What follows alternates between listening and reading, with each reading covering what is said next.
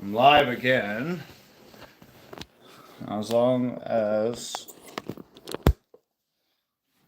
All right.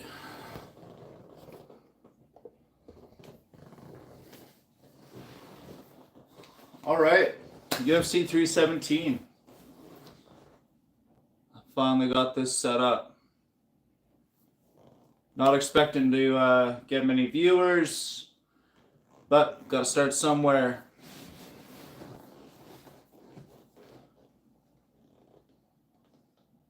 Oliveira is definitely up against it tonight, no doubt. But he's looking hungry. He's looking ready. Talking about how he's the lion. If he's the lion, there's definitely a big old piece of meat dangling in front of him right now. Same with Topuria. Winner of this gets a title. Just a big old piece of meat dangling in front of both of them.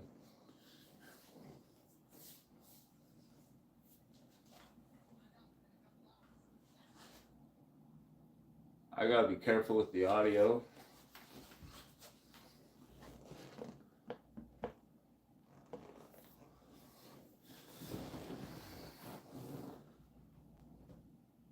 I apologize if I don't see your guys' comments. If anyone comments, I'm brand new at this, but we doing it.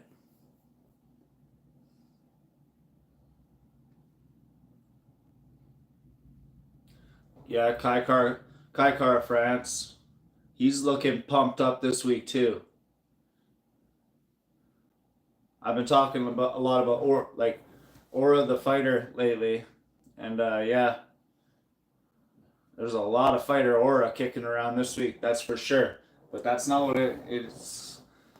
It doesn't just come down to that though. Not at this caliber.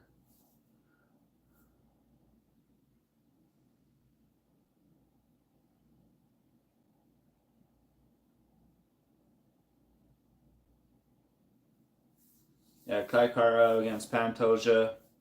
2 belts up for grabs tonight. It's always a nice when we got 2 belts on the line on fight night. UFC 317 already. These pay-per-views are just fucking flying by.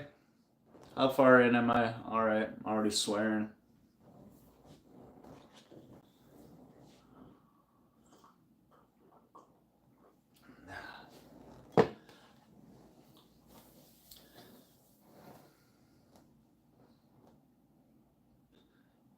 UFC pay-per-view.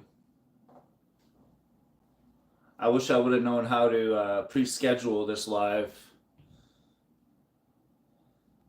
I probably would have got more viewers, but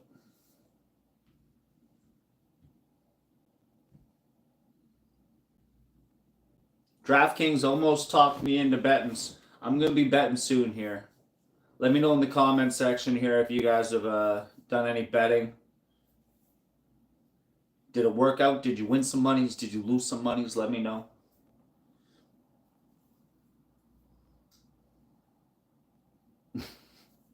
Marab Devalishvilis.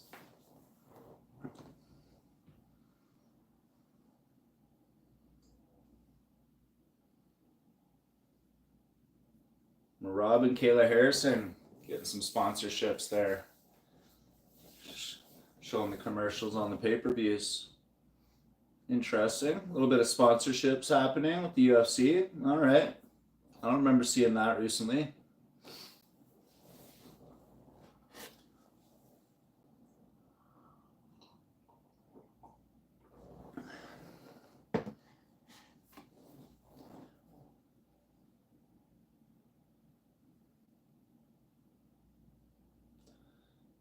Hitting us with the Fantastic Four preview here.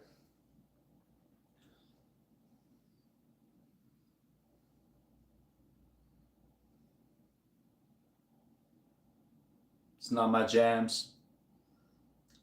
I was lucky guess it is Fantastic Four.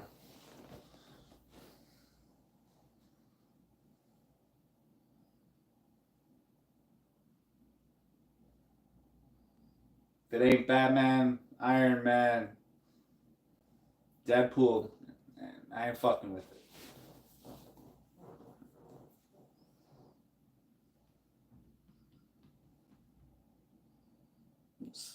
Some lame ass commercials, I'll tell you that much right now. Some lame ass commercials.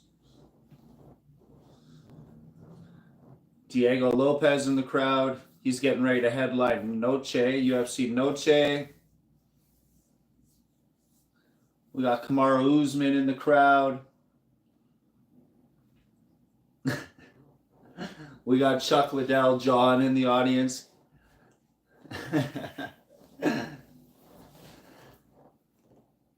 What up, guys? I'm not betting. I'm getting close to trying it out though. I'm not really a betting person. Too much of an addicted personality.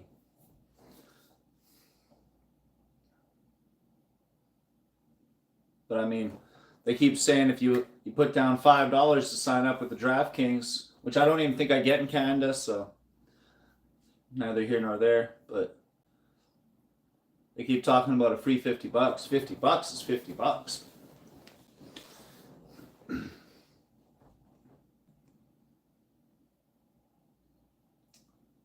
We got Talbot fighting tonight. Kid is a beast.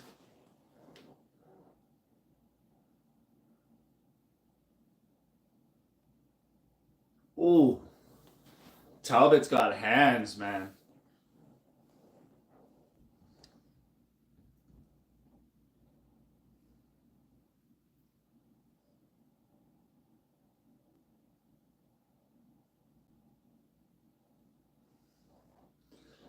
Just as much as people are talking about like the star power not being so crazy in the UFC right now, we got a lot of up and comers right now. A lot of real nice up and comers.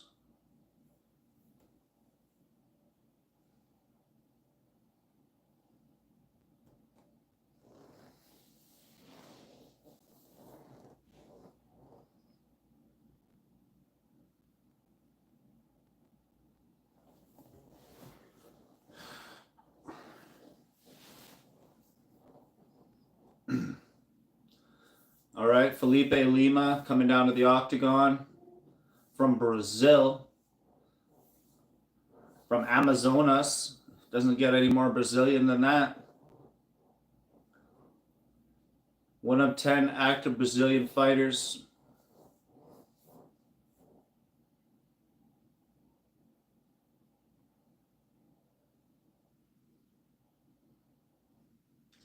Felipe Lima, I think I might have seen him fight. That name sounds familiar. But Talbot, I've seen Talbot fight. That boy does not play. And he's got that star power too. This Lima kid, he's got some character. He's looking ready, he's looking confident. Dialed in.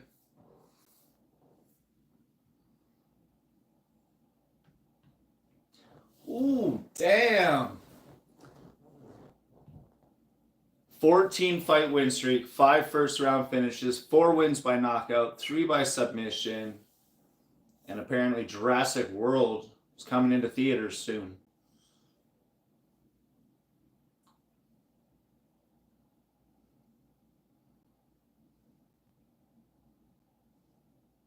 Heavy favorite in the odds. Damn. I must be misreading that. There's no way. 14 fight win streak, I guess so. Yeah, I can see the chat.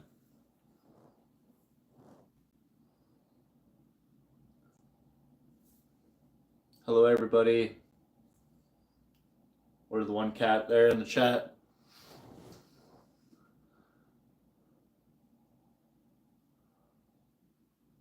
All right, Peyton Talbot coming down. Looking cool and calm, but he might be a little nervous. He might have some nerves, maybe.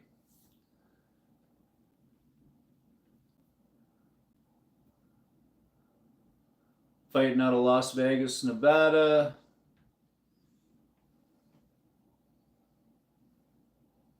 One of 3 active Nevada-born UFC fighters. Dana White likes those guys because likes to keep a whole bunch of fights, around Vegas there. You can just pull fighters here and there and make things happen.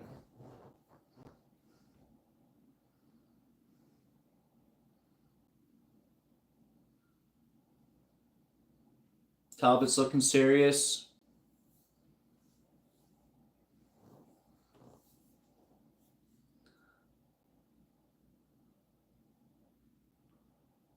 I hope his nerves are alright. He's looking super serious, but that doesn't mean that he ain't in the zone. Talbot's got the 3rd fastest finish in UFC bantamweight history at 19 seconds.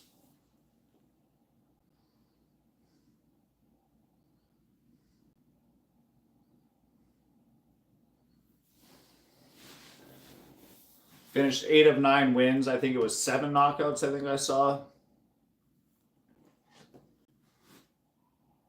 Oh yeah, he looks ready. He looks good. This is going to be a car crash. This is going to be a car crash right here.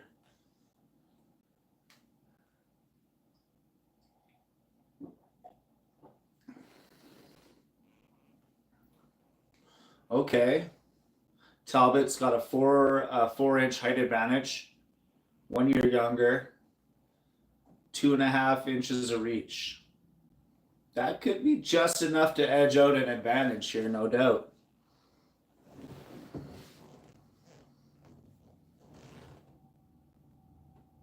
What's up, Orbit? Thanks for the comments, my person. Hope you're doing good.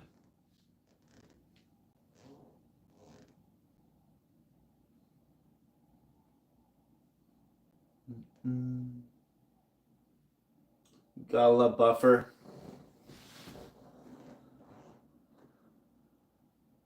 When I hear Buffer, I just know good things are coming.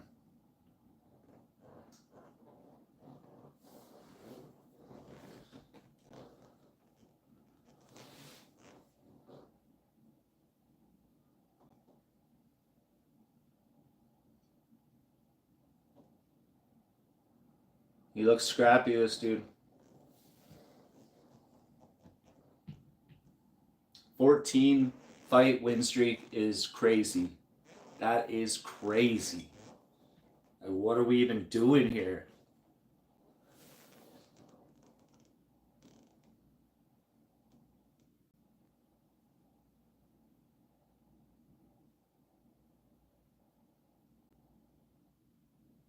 Ooh, yeah. Talbot's looking dialed in right now. Oh, I don't think this fight's going to last too long. I'm going to be honest with you guys. I think I'm sitting here by myself. I don't think anyone's watching right now, but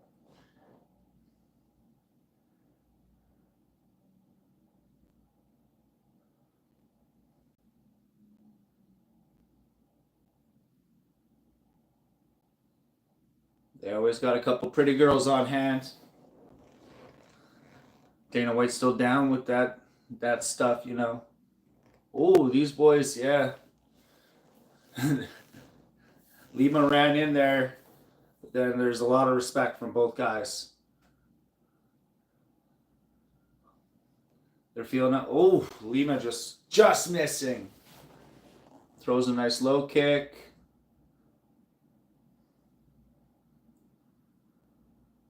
Talbot throws a kick back. Neither of them really doing a lot. Lima's throwing a nice mix-up of strikes right now. Knees, punches, kicks. They're still kind of feeling each other out here.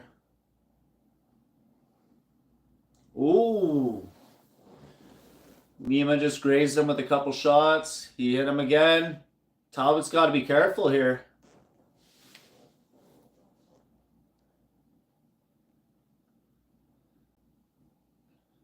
Less than a minute into this fight, Talbot's got to switch gears or this fight's going to be over quick. Okay, there we go.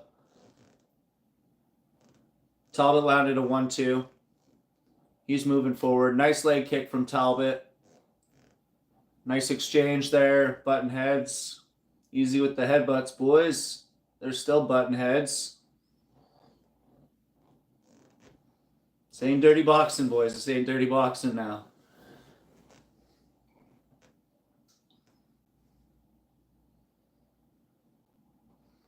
Crypto visas. So many commercials. Damn.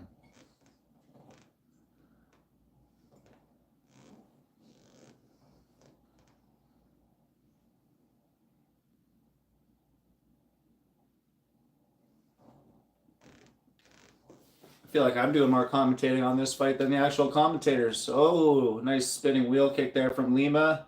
And then he caught a kick from Talbot and took Talbot down. He's trying to take Talbot down, rolling around on the cage. Down they go, all tangled up.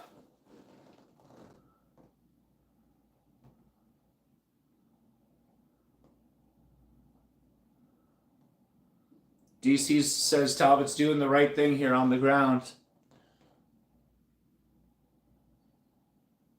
Great countering. Oh, now he's on top. Couple of hammer fists. Side control, hammer fists.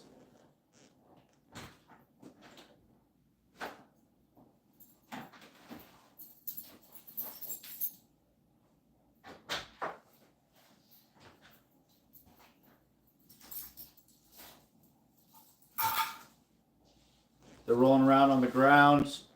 Lima's trying to go for his leg. Talbot's on top. Elbows. Nice ground and pound from Talbot now.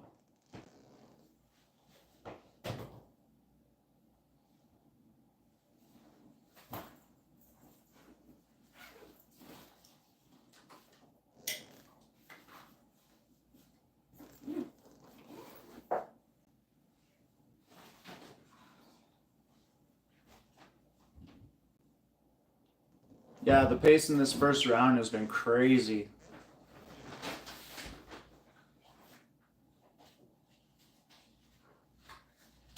Okay, now Lima's on top.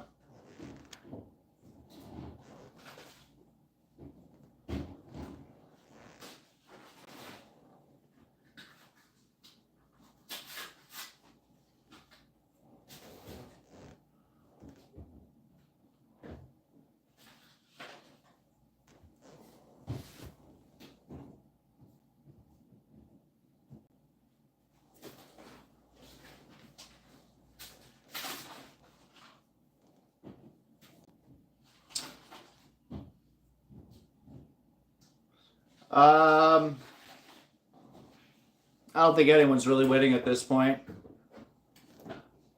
Right now, Lima's got Talbot's back. It's been back and forth, a lot of crazy grappling on the ground, countering, jostling for position. They're back up to their feet now.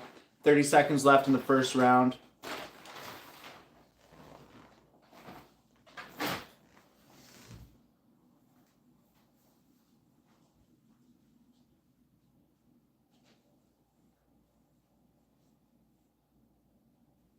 Final 10 seconds. One hell of a first round to start the pay-per-view out. I'll say that. But if you ask me who won that round, I have no clue.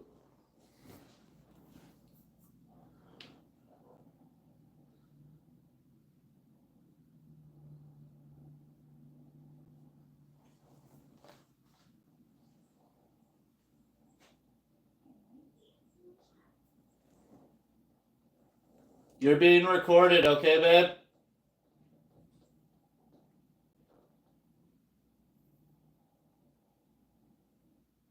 Did you hear me? What? You're being recorded. I didn't say anything. I'm just letting you know it's live streaming. Okay.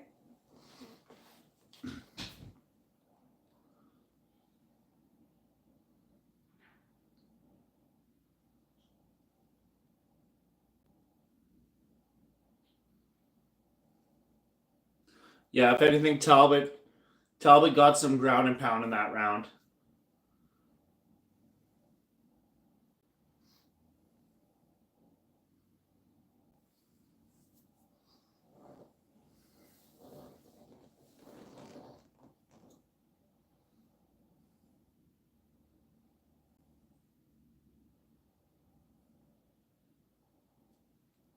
Oh, great.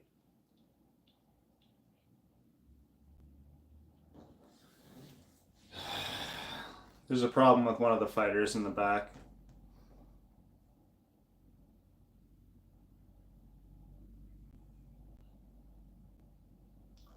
Oh, oh, oh! Lima's touching him up.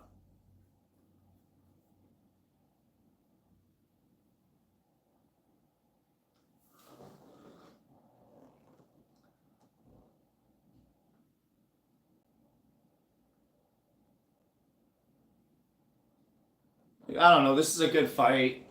Lima touched him up a bit in the first round, then Talbot got some ground and pound. Lima came out again in the second here in the first minute. He got some good connections again. Oh, now again, some nice ground and pound by Talbot. Elbows.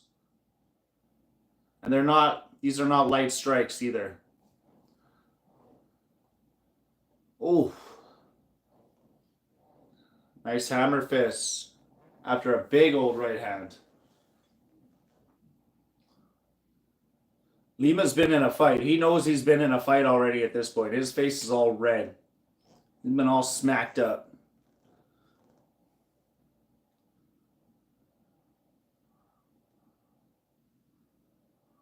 Oh, nice spinning back fist from Lima. I still don't know who's winning this fight. It don't matter, I don't think, at this point. Someone's getting knocked out, I would say.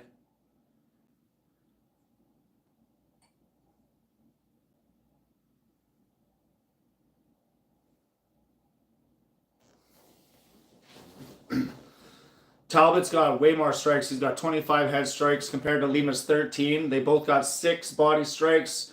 And Talbot's got 4 leg kicks over Lima's 0. But I know that Lima's gotten a couple leg kicks in there. So those numbers are a little inaccurate. Again, with some ground and pound from Talbot. And he's just, yeah, hammer fist, striking, right hand. Head down. Grinding his head into his neck.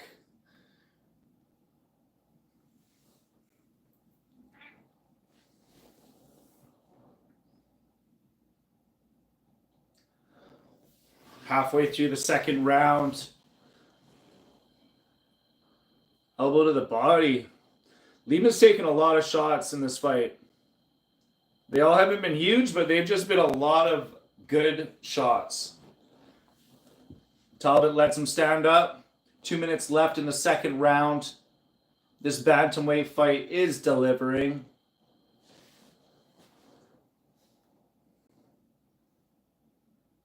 Looks like Talbot's got some new ink on his leg, I just noticed. It's sharp. Oh. I don't know if that was supposed to be a spinning elbow or a spinning back fist, but it ended up connecting. It looked good. Ooh. Nice spinning back kick from Talbot. These boys are going back and forth. It's been back and forth the whole fight.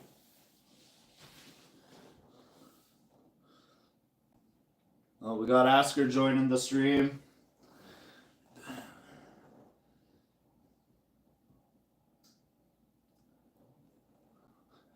Peyton's corners, Talbot's corners calling for the 1-2 down the middle. Minute left in the second round. A lot of hand fighting. Oh, nice right hand from Talbot. Me and DC said the same thing there.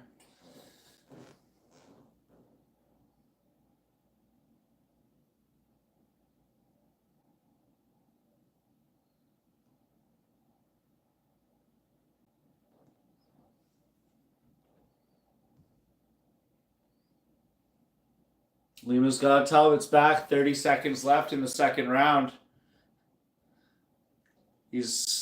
Talbot's got him over. He slipped him off.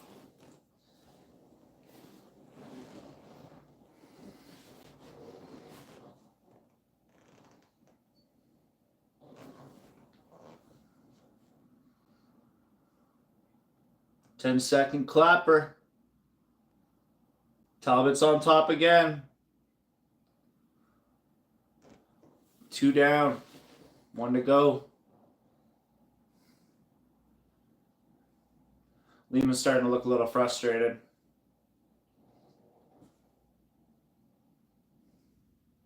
Oh yeah, he's frustrated, all right.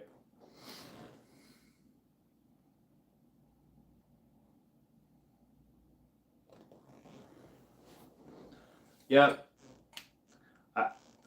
I thought maybe Lima was a busier fighter in this fight, but after seeing the strikes landed count, Payton's doing just fine in this fight. Lima may be looking a little more flashy with a couple more spinning strikes, but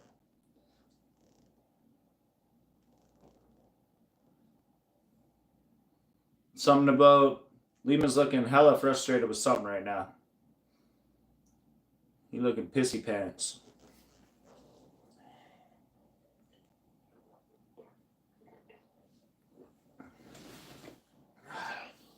All right, going into round 3.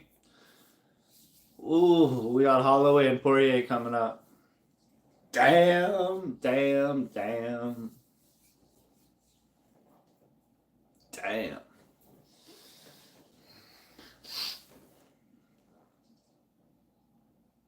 That's what it is. They're saying that Lima was commenting about Talbot's power in the corner. He don't like Talbot's power.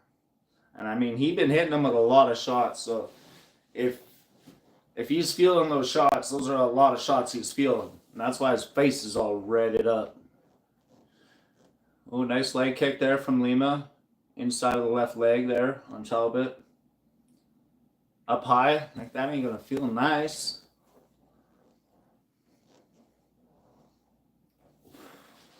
Woo! Oh, spinning strike by Lima blocked, but then he landed a nice shot on Talbot. You can't blink in these bantamweight fights. These spinning shots are kind of getting sloppy though. You need to take a break or just knock it off altogether. When you miss 3 in a row, you can just cool it for a round or so with the spinning bullshit. Nice left hand from Talbot. That's what he says. He says, you want to spin and dance? I'll just punch you right on the chin.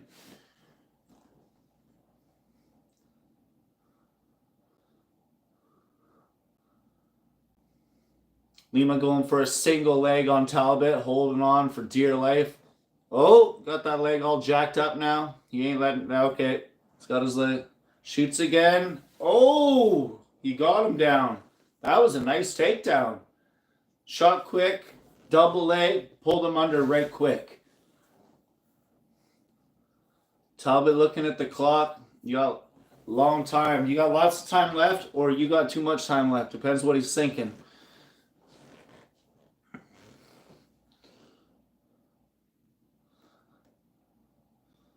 Here come the boos from the crowd. They be spoiled lately.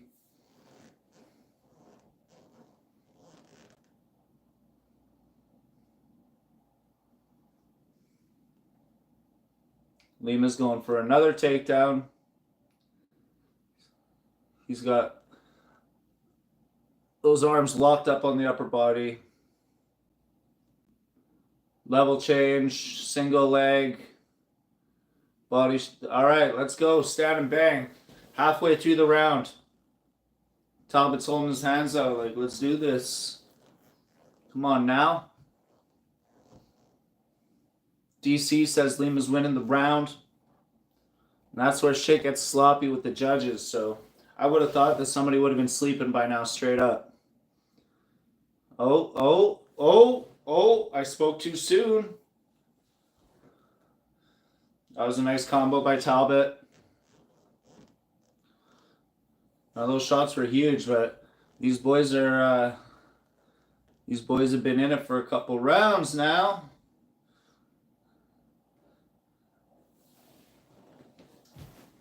Damn.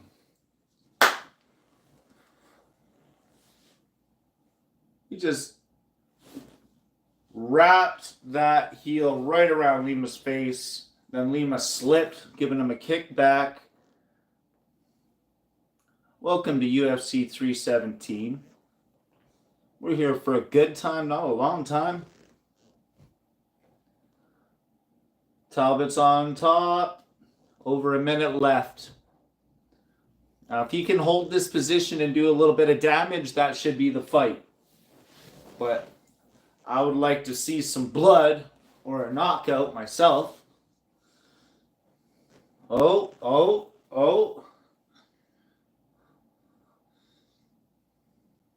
Lima's trying to put that Brazilian jiu-jitsu that he's apparently got in his back pocket.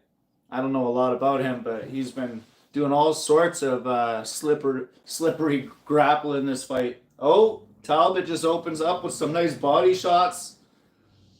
I like that. They're 69 in right now. That's crazy.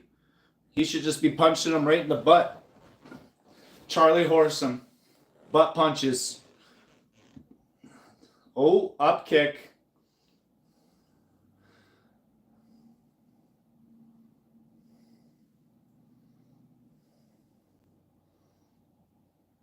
Talbot's just putting a cherry on top now.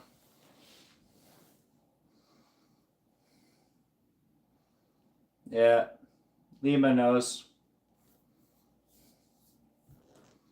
But when you let that buzzer run out, you're always leaving it in the hand of the judges, and that ain't something you ought to be doing.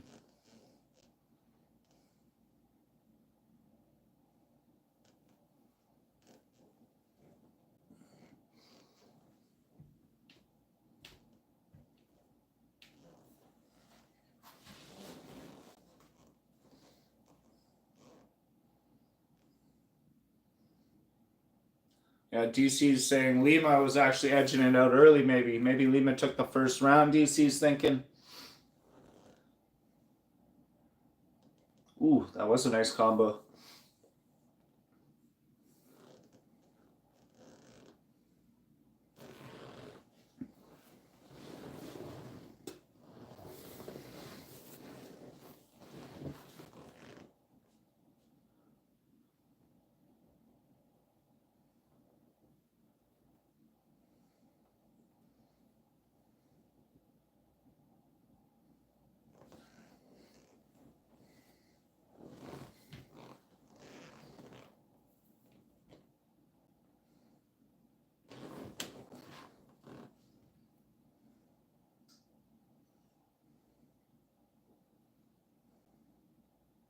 See what the judges have to say.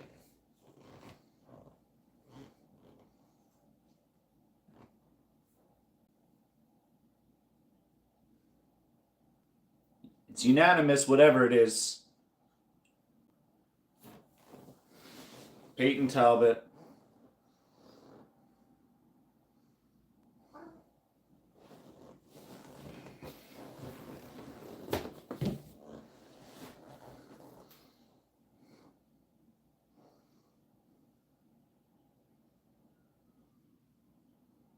Joe Rogan.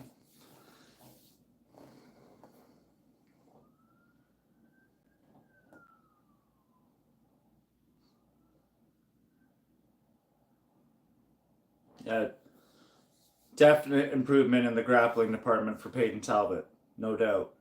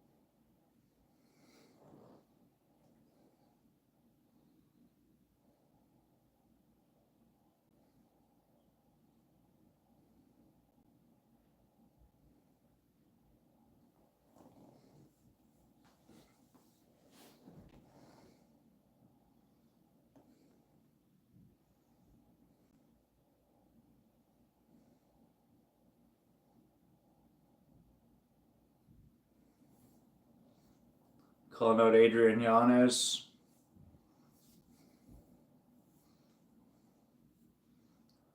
Very chill in the post-fight interview. These boys got to step up that energy. I mean, he might be tired, and that's fair. That's fair. But you got to remember to keep a little bit. You gotta drag it out of you. You gotta sell yourself nicely when you're talking to Joe Rogan. Dana White be watching that stuff. Donald Trump be watching that stuff. Everybody watching that stuff. It ain't just about the fights, it's about the entertainment. We like that crazy shit too.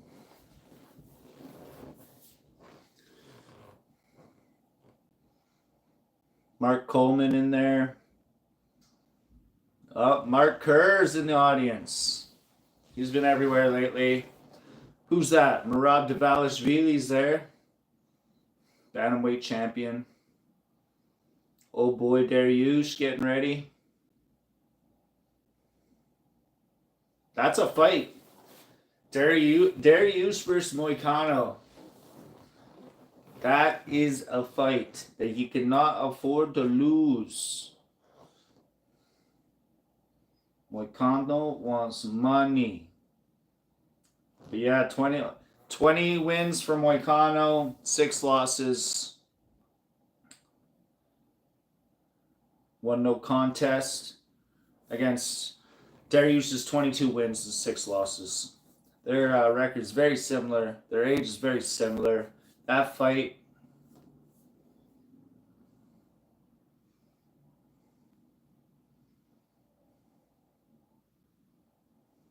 I gotta go Moicano on that fight though. I gotta be going with my boy Moicano. Doesn't matter if he still needs the money or not. Everybody needs money. Alright, I'm grabbing a coffee. Pretty sure I'm talking to myself anyways. Oh.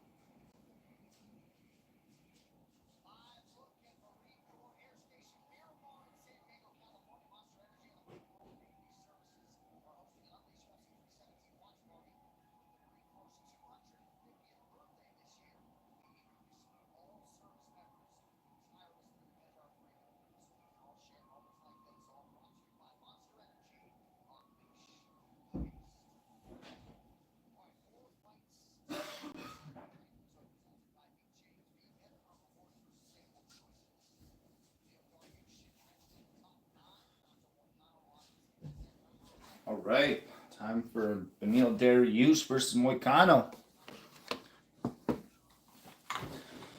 I have a feeling that we lost a fight tonight, which means we already lost a fight on the main card.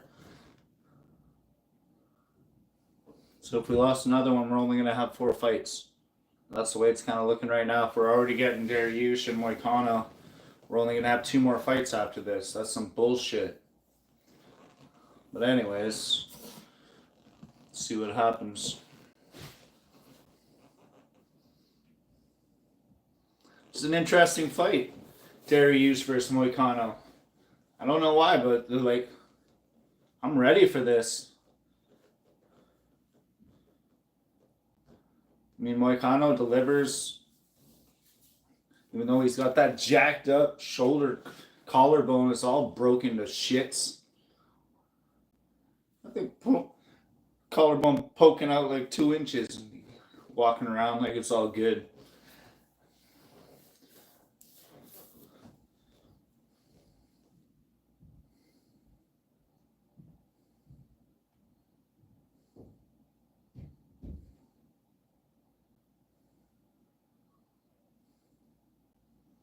Four-fight winning streak for Moicano. Like the video if you're watching, help me out.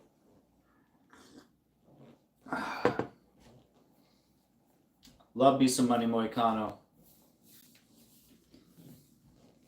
A man that cannot afford to lose.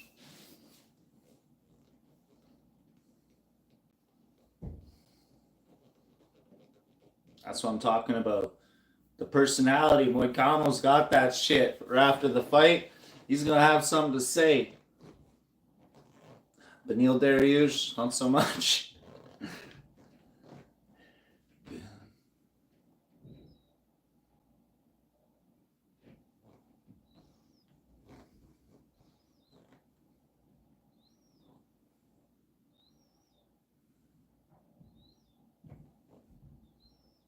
He's still fighting for show and win. Moicano, interesting.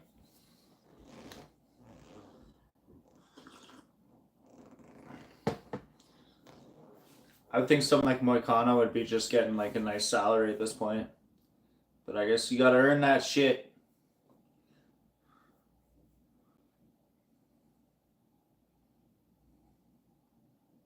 Megan O'Leary in the commentating booth tonight.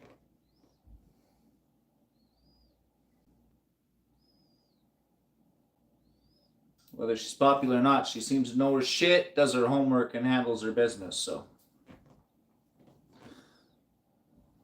And you got DC over there juggling his papers, trying to figure out what the fuck's going on with half a donut on his face and shit.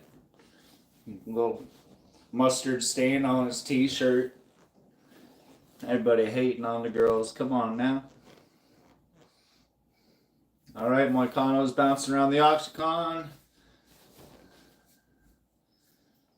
Ah.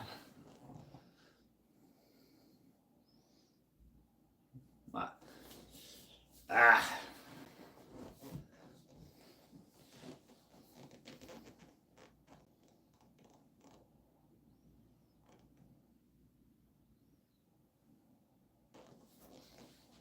Got a weird feeling. Here comes Dariush.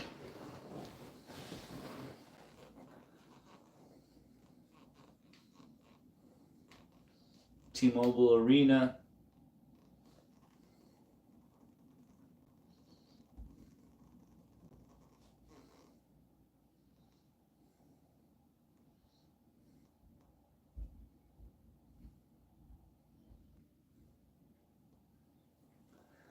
'24th UFC fight for Beneil Dariush. Born in Iran. Ranked 9th.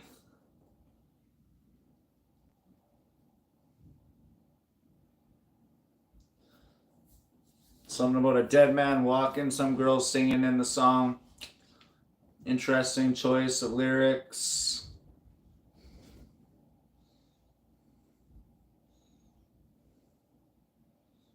I ain't gonna say just because there's some lyrics saying dead man walking, he's a dead man walking, but sometimes you manifest your own stuff, you know? Gotta be careful with that shit.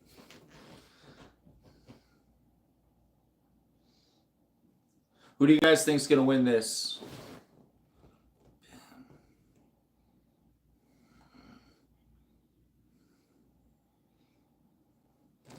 You got Dariush? Yeah, I don't know. I get a little uneasy watching my boy Moicano fight. I mean, I like both these guys, but I'm a huge supporter of Moicano. He needs money, and yeah, it's hard. Oh, Dariush to win by submissions a plus 1100. Damn that. Damn that. You can definitely do it. This is one of those fights. This is one of them fights. They might not be in title contention or none of that, but this is one of them fights. Yeah, nice sportsmanship from Dariush. Walked around the octagon, said hello to the corner, keeping it super respectful. Maybe helping ease his nerves a little bit, right? I'm from Canada, if you're asking me. I'm a Canadian boy. British Columbia, close to Vancouver, where they have all them shitty UFC events. Yeah, so everything's identical except for I think it was Moicano's 1 inch taller. He's at 5'11".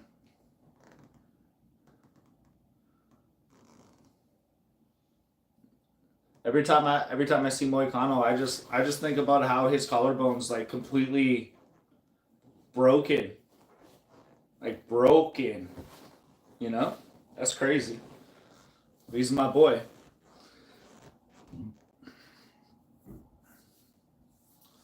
He's trying to get in the top 10 because he's ranked 11th. Let me know where you guys are from in the comments. I appreciate you guys. Like the video.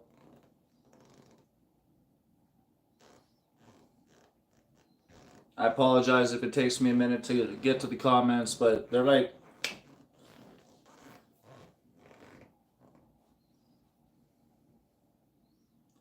Hopefully the video is not all jacked up for you guys. Is the video sideways for you guys? Or is the video okay? Let me know if the video is alright, because my comments are sideways. I don't know why. But my comment section's all jacked up sideways. But first time streaming live. Gotta bear with me. Alright, here we go. Ooh. Blocked that kick from Dariush.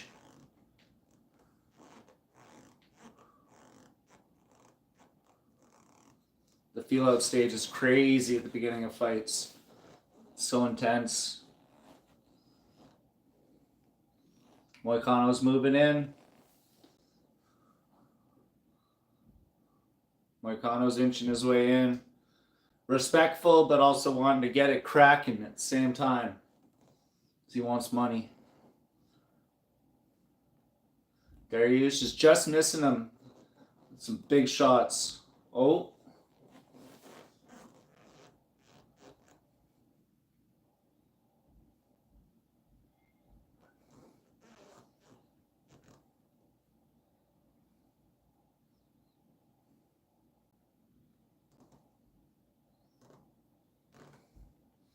Gotta be careful. Them kicks, you can break your own foot.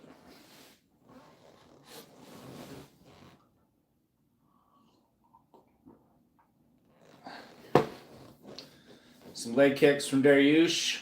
Oh, a couple nice shots from Moicano.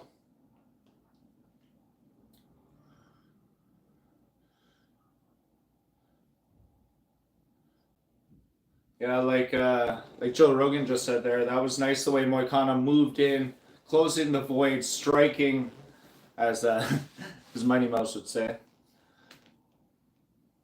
It was nice how he closed the distance there.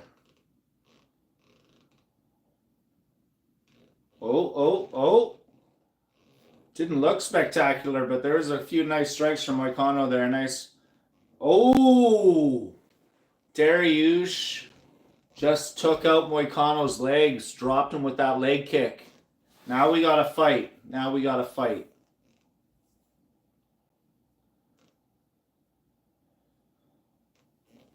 Just under 3 minutes left in the first round. Oh! Dariush slipped, I think, there. A little off balance. Kind of missed that.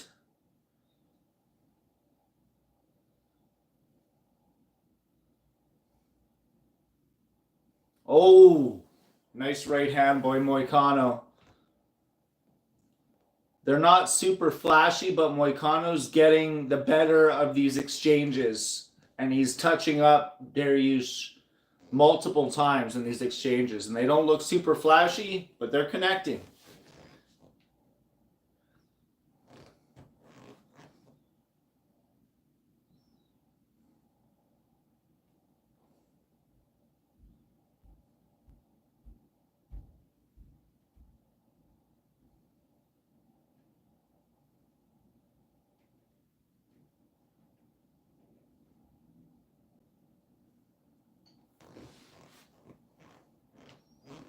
Yeah, Moicano's starting to check the kicks. Oh, nice 1-2 from Moicano.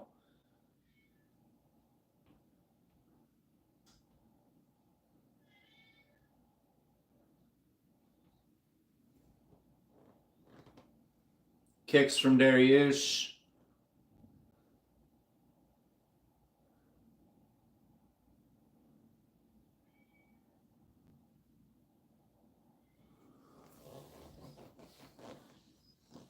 Body shot from Dariush.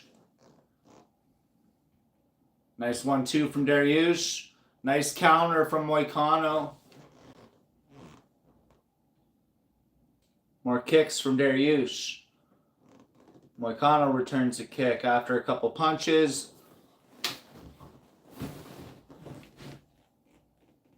What a right hand by Moicano. Dropped him. They're scrambling. Moicano's got his back now. They're scrambling. They're turning. Moicano's on his back again. If he gets those hooks in, he's running out of time, though. That clock's running down. We got 20 seconds left now. 20 seconds left. 15 seconds left in the first. They're both up. Let's see if he can finish them. 10 seconds. 6, 5, 4, 3. Ooh. Benil's not having a good time right now. I can tell you that much for sure. That was a right hand from hell, baby.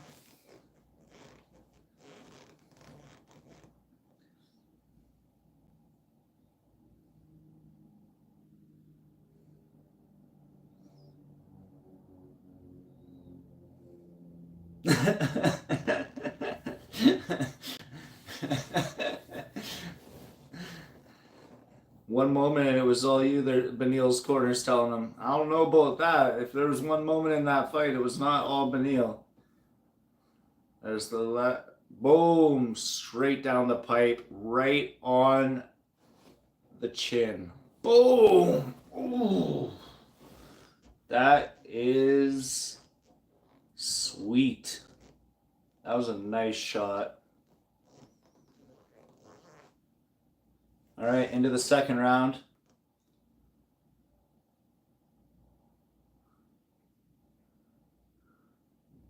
Hand fighting. Couple jabs by Dariush. Hand fighting. Nice left hand from Dariush. Oh, sloppy shot from Renato.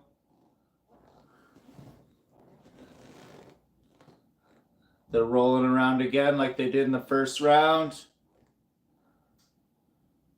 But Benil's got his arms locked on him. Around his shoulder.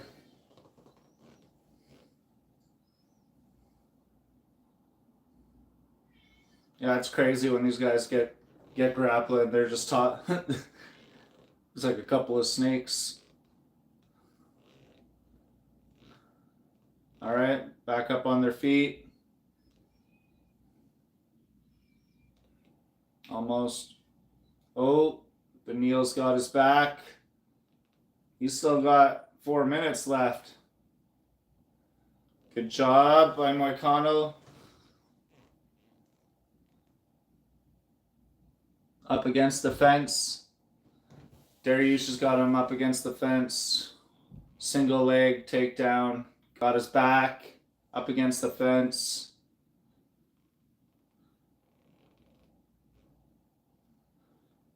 These guys got to be getting tired doing all this grappling. 3.5 minutes left in the second. Crowd's going to start booing pretty quick. There they are. Too much grappling. We want to knock out.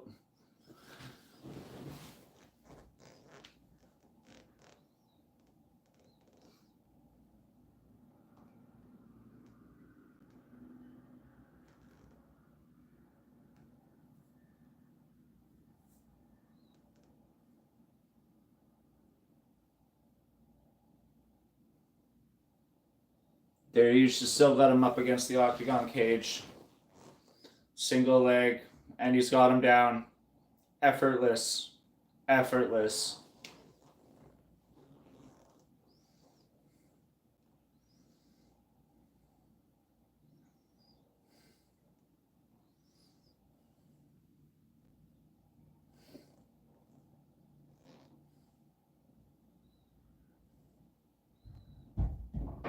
Dariush is going for either side control or he's going to get a mount here.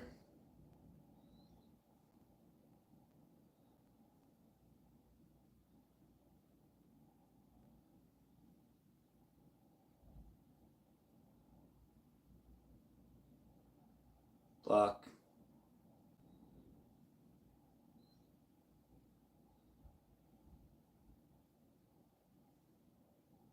Less than 2 minutes left in the second round. This lightweight fight with Moicano and Dariush. Dariush has just been bullying him basically with the grappling. Just crazy grappling. Easy takedowns.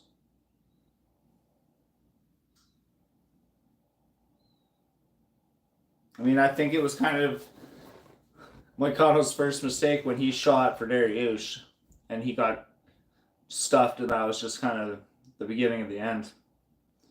That was the end of his momentum.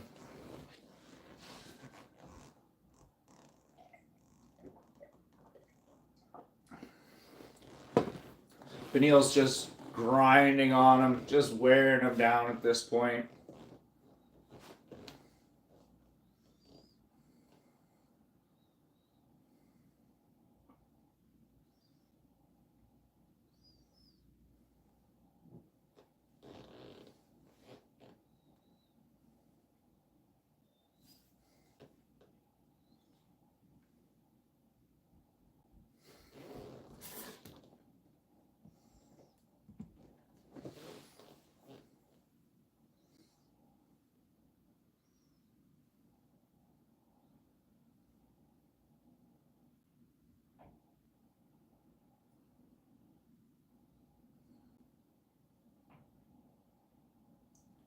"15 seconds left in the second round. Just couple of left hands from Dariush. The end of the round.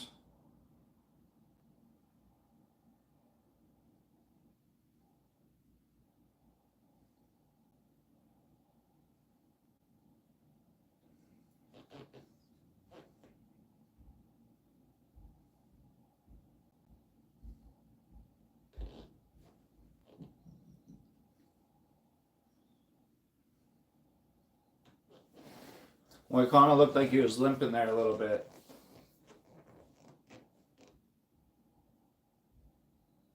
Oh, that collarbone. Damn. Damn.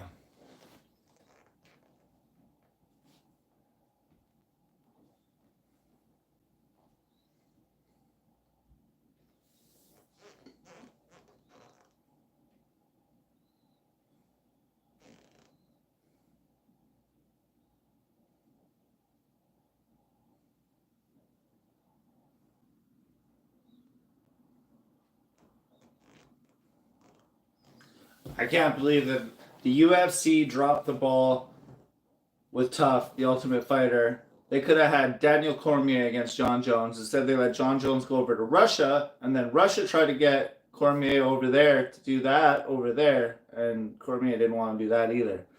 Y'all want to talk about ducking? We can talk about Cormier ducking John Jones. Straight up. That would have been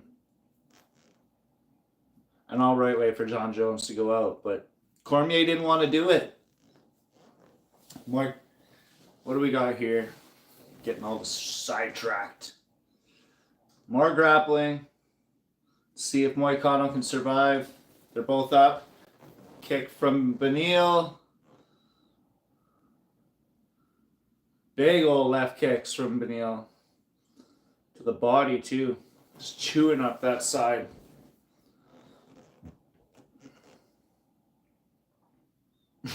Benil missed with the spinning elbow, and Renato was just like, boop. That was funny. Cartoon style. Boop. All right. Stand and bang, boys. Stand and bang. No, not tangle up and grapple. Nice elbow from Dariush.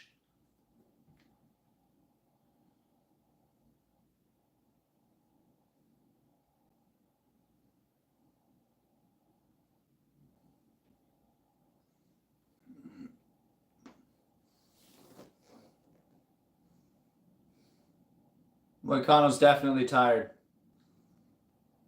Leg kick from Dariush.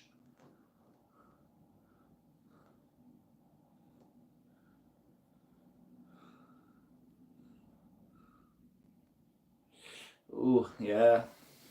Oh. Caught the leg. Benil's just going to start chewing up Moicano's legs now. That's going to be the name of the game. Yeah, nice round from Benil. Nice round. A little bit of everything.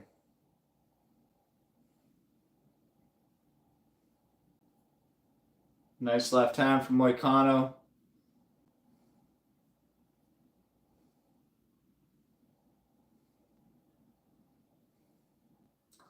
Double leg takedown. As much as I respect the wrestling, we're not big fans of it, are we? Impressive, though. Dariush taking his back. Hooks. He's got one hook in.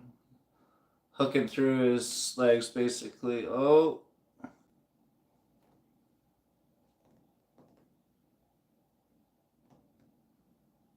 It's not looking good for Moicano. Whoever was in the chat saying that they had Dariush, looks like you made the right call. Oh boy, still got it. Ooh.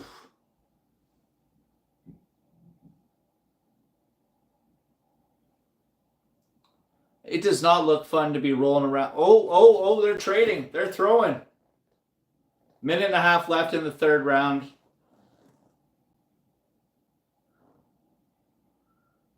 I was about to start complimenting the grappling, and they just started unloading with the punching. Yeah. Big lump under the eye of Dariush.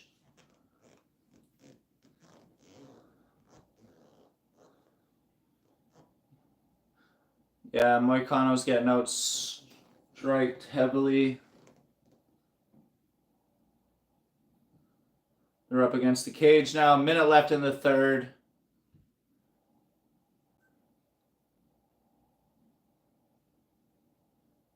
Moicano needs a big shot to get himself back in this fight right now. 37 seconds left. They're standing in the middle. Moicano's walking him down a little bit. They're eyeing each other up. Oh, couple hits from Dariush. Oh, right hand from Dariush. Not huge connections. Nice jab by Renato. Sloppy shot. Yeah, sloppy shot in the last 20 seconds there. Like DC said, engaging in the wrestling was not a smart decision for Moicano. And as soon as he did that, I mean, maybe he felt like he didn't have a choice and that was just where they were at. It does not look like it's fun to roll around with Dariush. I can tell you that. Just the way that he moves and rolls. Shoulder in the face. Like, oh, nasty. There's a way to do things. There's a way to do things and make it hurt. There's a way to do things in training and not make it hurt, go light. There's a way to be dirty and nasty.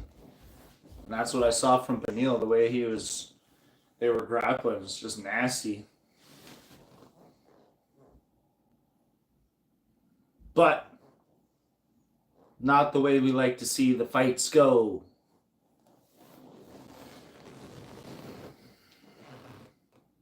Kind of an anticlimactic start here to the pay-per-view, but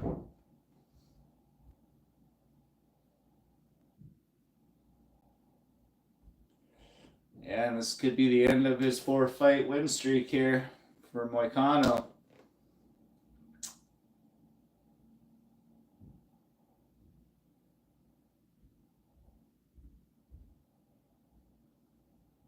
Here we go to the decision. After 3 rounds, go to the judges' scorecards. It's unanimous again. Should be Dariush.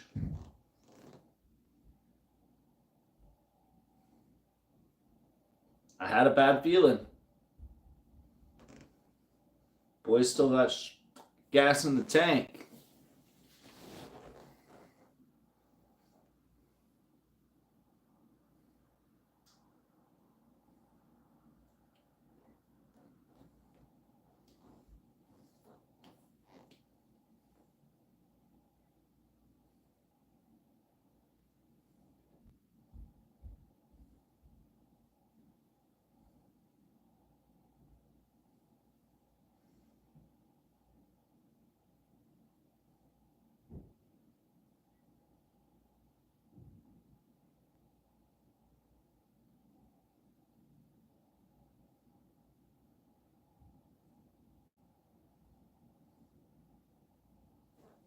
Lots of nice kicks from Beneil. Lots of nice kicks. Lots of nice left kicks to the right body side there, Moicano. Lots of nice left hands from Beneil. Moicano did drop him in the first round there, but that was it. Moicano could not handle the grappling of Beneil. And like I said, when they're grappling and they're rolling around, that looked painful. The way he was shouldering him in the face and everything. That's got to wear you down.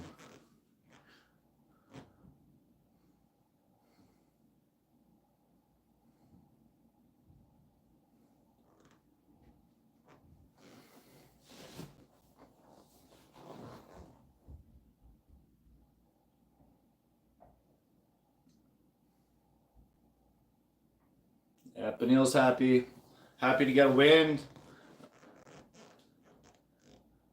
He was on a bit of a losing streak.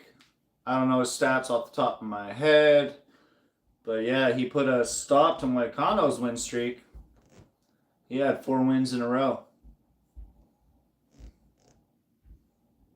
Ooh, his legs are jello.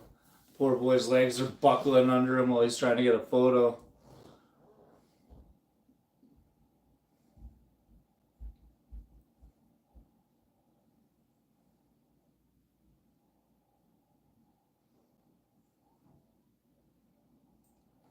Zhang Wei Li.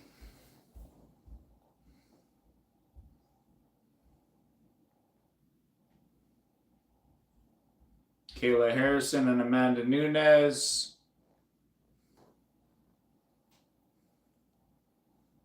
For the BFM belt.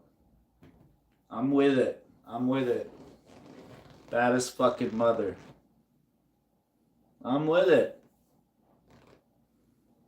Only for those 2. Why not? I like the pound for pound belt idea too that ILIA had.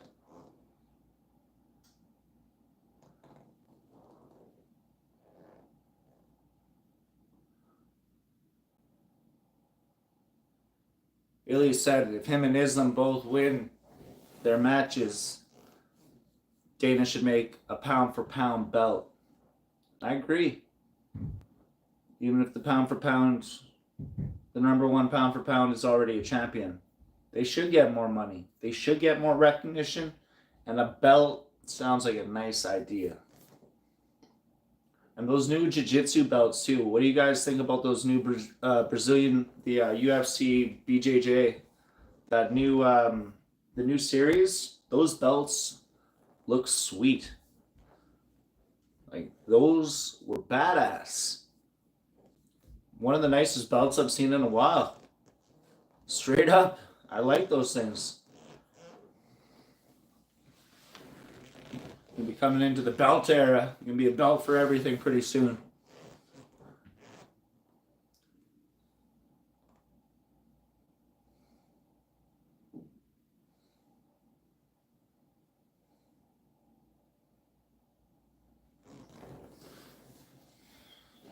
Yeah, that Poirier and Holloway fight's gonna be.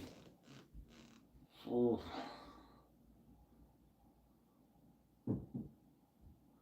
You got Poirier's legacy.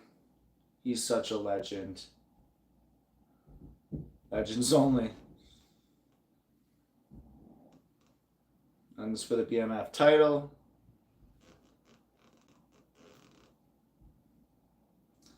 History would say that Poirier will win and he'll retire the BMF title again. Ain't that some shit?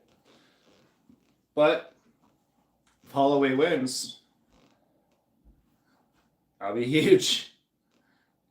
Poirier's got 2 wins over Holloway, and if Holloway wins on Poirier's retirement fight, that's big, man. That's crazy. It don't matter. It's magic either way. It's legacy. It's magic. It's everything about fighting is that fight that's coming up between Poirier and Holloway. I don't even know what to say. But definitely watching that one.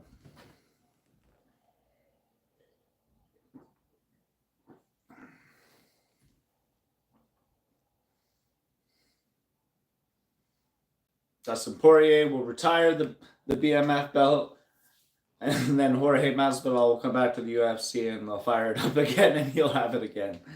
Oh, shit. That'd be crazy. Him and Nick Diaz could fight for it.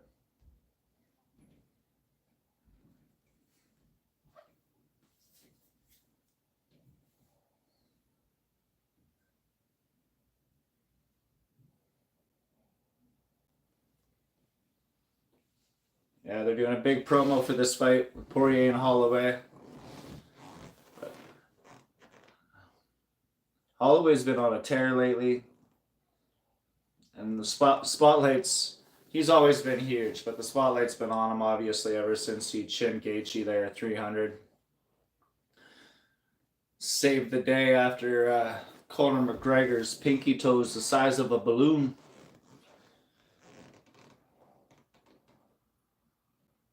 Yeah. Right in Poirier's backyard, too. Retirement fight. Backyard.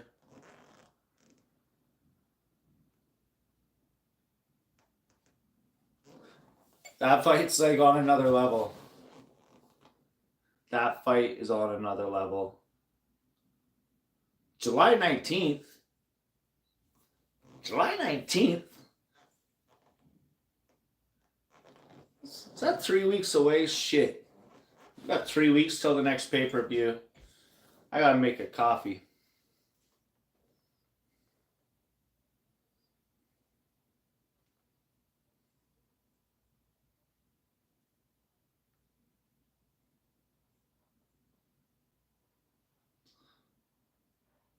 Joshua Vance got the number 1 spot for the most significant strikes per minute in the UFC flyweight division. It's an interesting stat. So we're gonna get a show. I'm getting a coffee.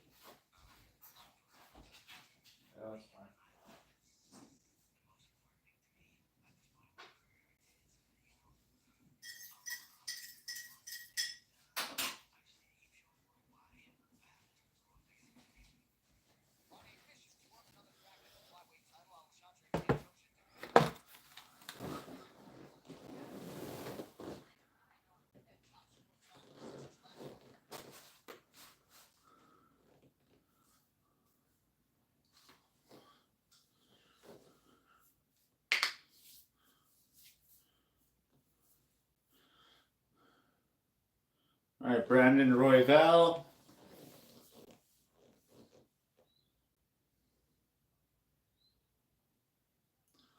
Joshua Van against Brandon Royval.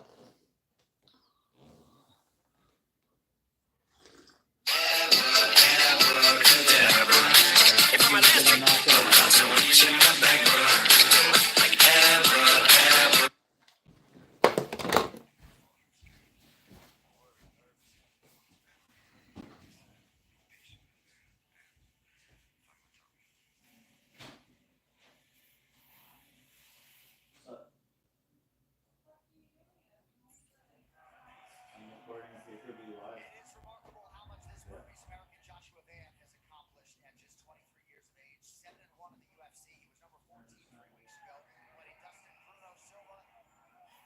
And as he was literally presenting his mom with a new house, the call came in to step up and face the number one contender, Brandon Royval. We'll see if he can take that number one here tonight. You know, a 23-year-old in this situation may feel some pressure. When he talked to me, he said, I don't feel like any fight is too big or too small.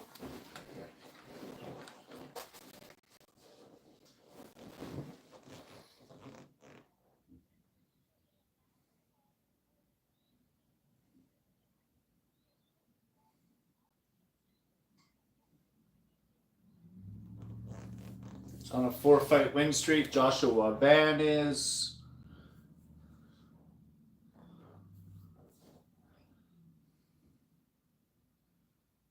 Averages 8 strikes per minute.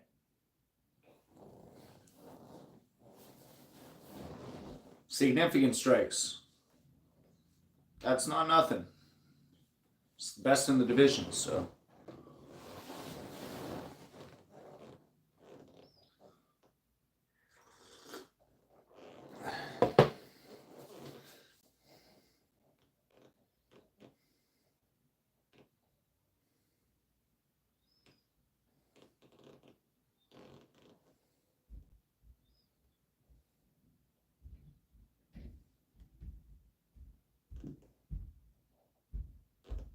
Joshua Van coming down to the octagon.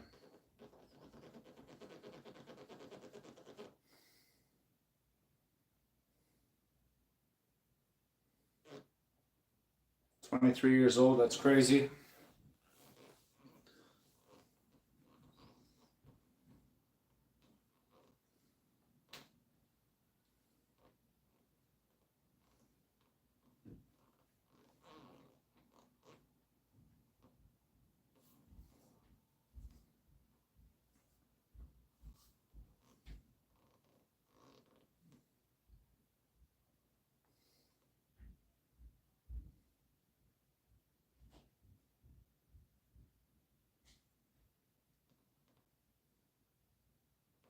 Second fighter in UFC history to have 100 plus significant strikes in 5 of his first 8 UFC fights.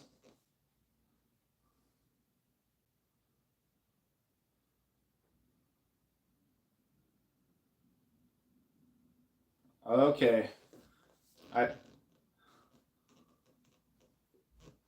To land more than 100 strikes in the fight.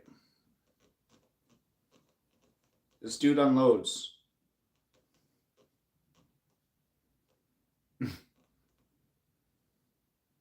Let the beat drop.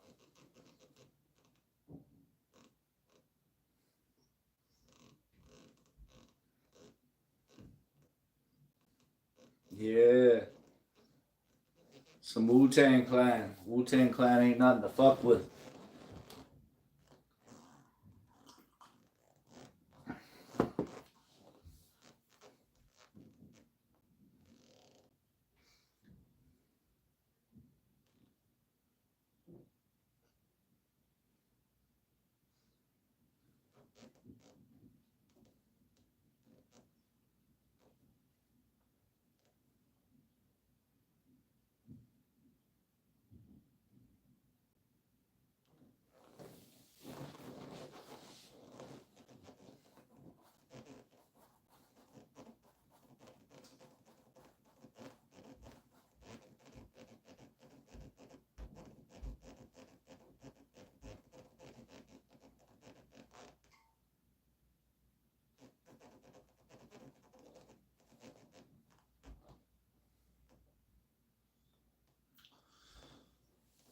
9 submissions for his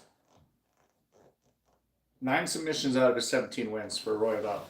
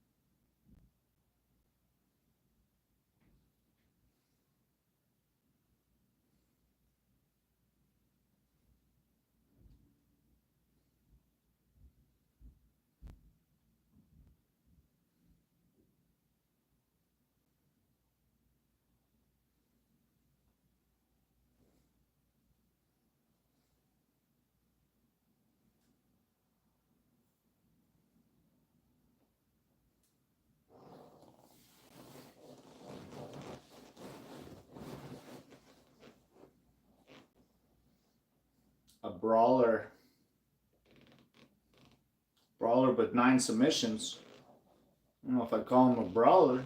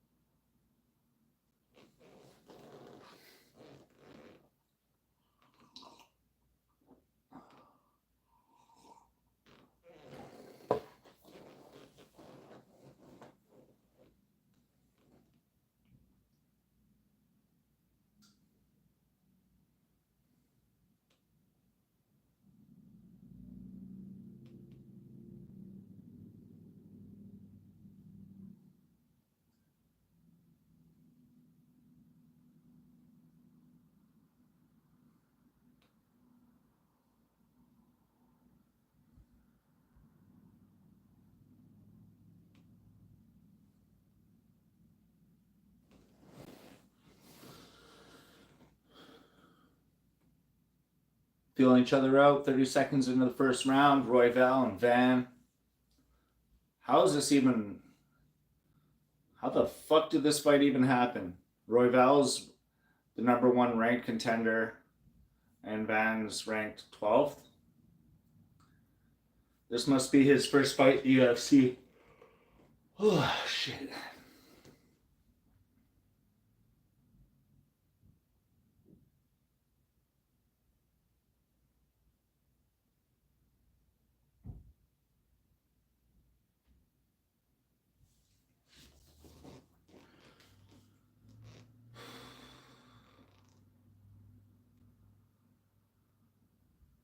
Ooh, nice shots from Van. Another one.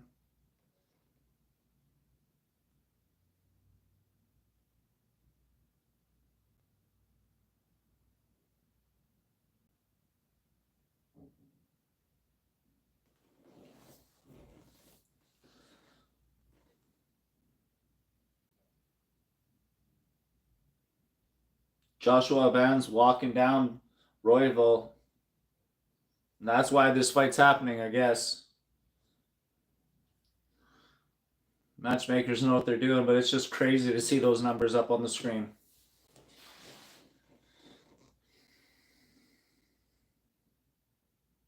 He's going to get the fast track to the top contention.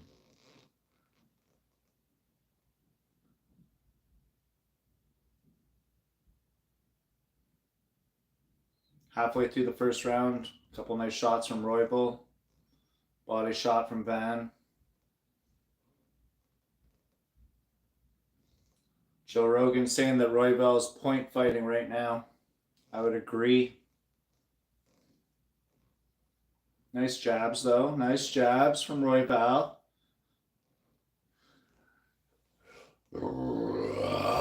Excuse me.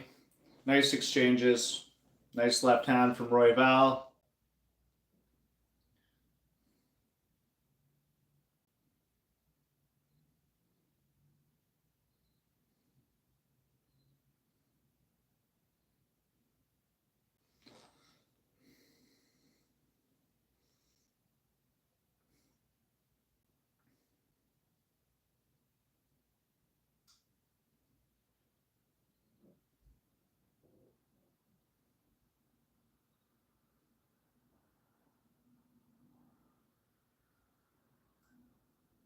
Oh.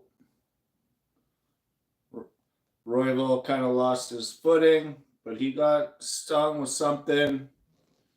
He shook it off. He nodded, like shook his head like it was nothing, but it was something. It was a little something, something.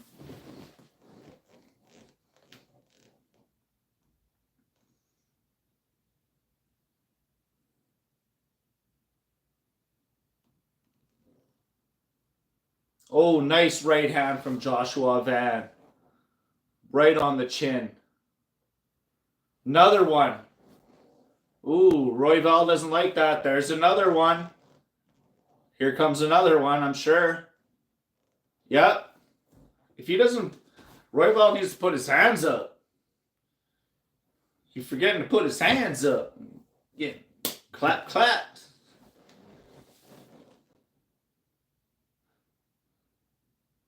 Van's got his hands up. Royval's got a confused look on his face, like he doesn't know why he keeps getting hit, but he's got his hands in his pockets, so it's strange. Nice kick from Royval.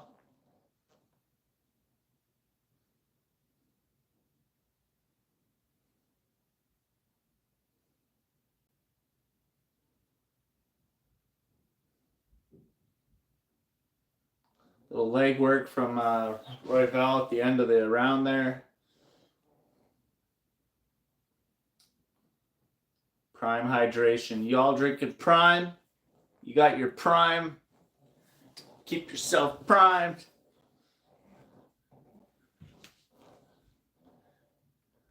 Don't want to say nothing bad about Prime. I don't want to get sued by Logan Pauls.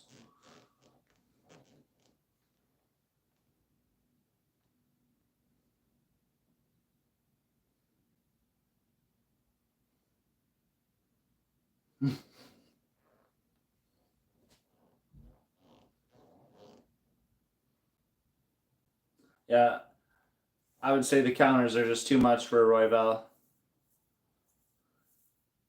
Joshua Van's got his number with those counters, man. They're crisp. Crispy. Not as crispy as Topuria's pad work, but pretty crispy.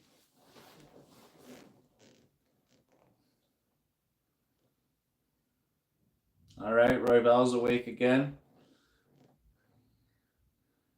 He's coming out striking.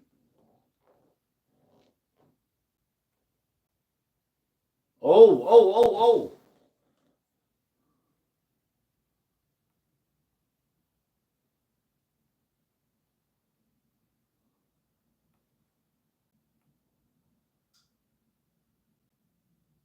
Oh, they were talking about Jack Hermanson earlier. He's all right. Oh, man. Those right hands are just fucking Royval up.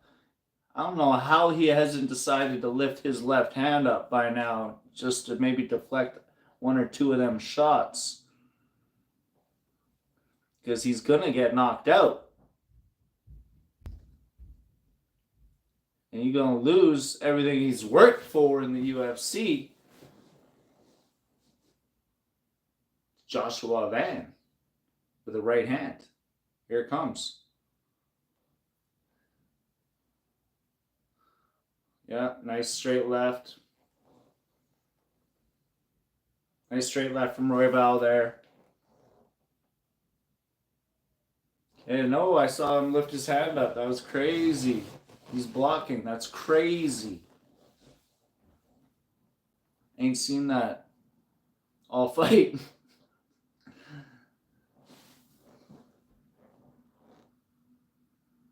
One shot's all it takes.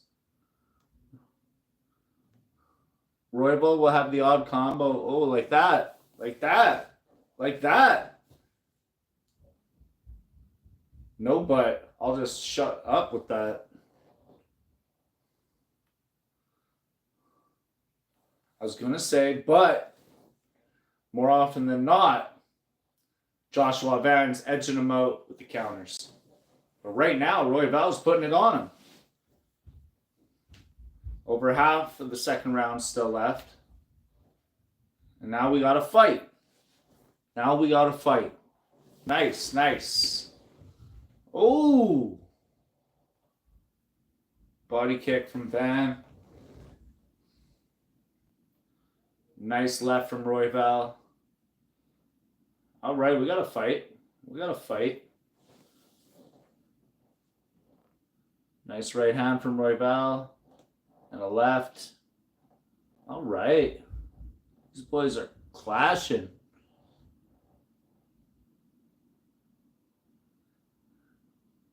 They're so fast. Basically, they're just like playing chicken. They just both go in and 1-2, 1-2, 1-2, 1-2. Up, up, up, up, up, up, up, up, up.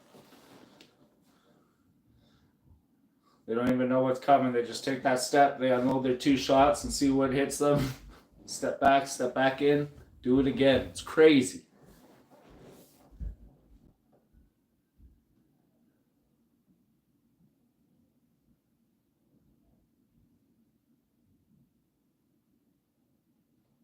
Ooh, nice left hand from Royval.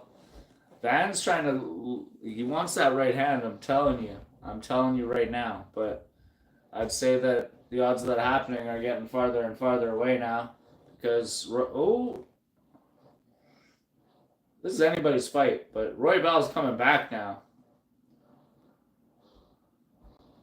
Royval, whatever.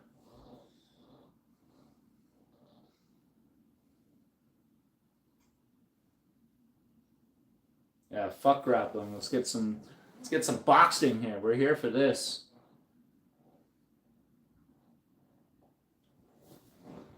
Come on now. Royval just keeps coming forward, but at the same time, he doesn't look like he likes that power. Oh, jabs. Royval's still in it, man.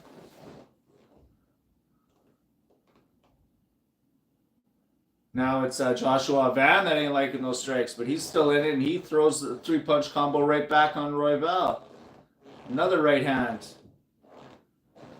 Left hand from Van. Oh, thought the round was over, but that's still, it's just the clapper there, homie.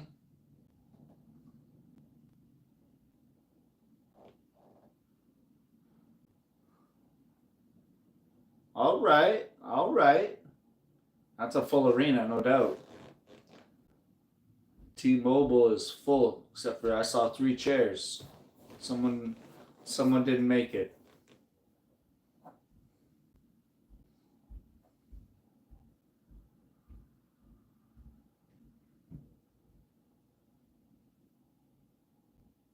Ooh. It's crazy. If I had to make a bet right now, Royval's going to get knocked out with one of these right hands, but I don't know because he's edging shit out now. I think he realized what the fuck was happening. He was about to lose his whole shits. Everything he's fought for. This guy's barely ranked. He's fighting for it right now.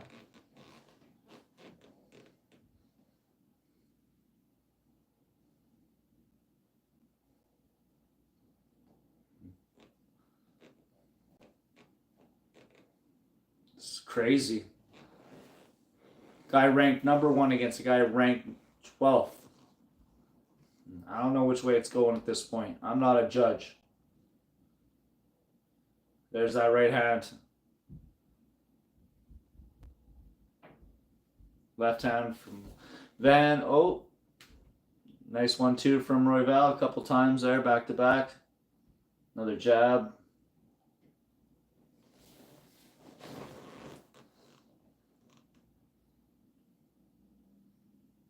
Back and forth, back and forth, back and forth. Just a gunfight. More like a knife fight, but oof.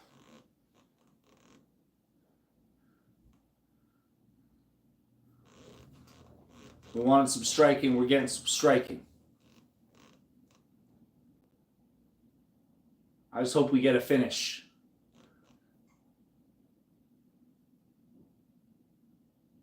Oh, it's that right hand. Both these boys got a little cherry juice dripping down. Nice exchange. Yeah.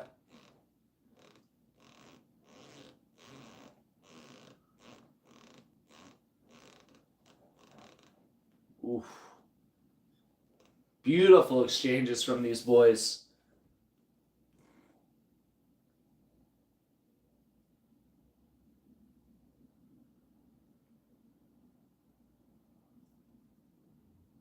Body kick from Royval, followed up with a spinning elbow or a back fist, whatever it was going to be.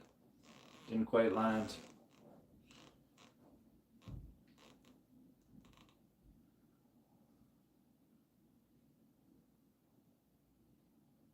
Oh, there's that right hand I was talking about. If he lands another one of those right now, Royval's in trouble. I'm still like, he's edging this fight out right now. I'd say Royval would get the decision. But that right hand from Joshua Van is intense. And Royval's just had his hands down the whole fight. And he just keeps leaving his face open. Oh, there it was. Just missed with that right. Here it comes. Off the fence. Circling to his left. He's going to walk right into his right.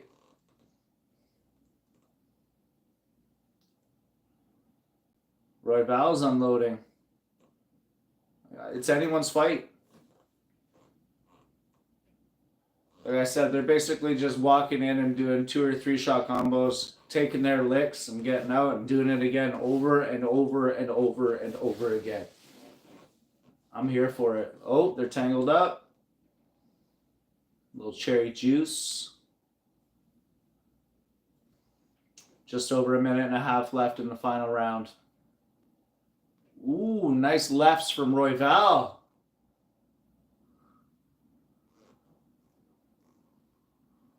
Royval's heating up here. He's walking him down. Van pushing back a little. Elbow from Van. Minute 15 left in the third round.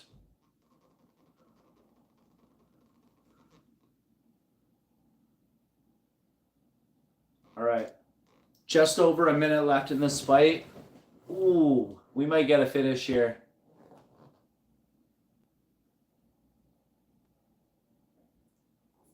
400 total strikes from Royval. I don't know what happened, but Royval just dropped down to his knee there. These boys got to be... The chin can only take so much. That's what it comes down to. These guys are fucking warriors. He got him again. Royval dropped. It's so fast, I don't even know what's happening. I blink and then Royval's down on a knee.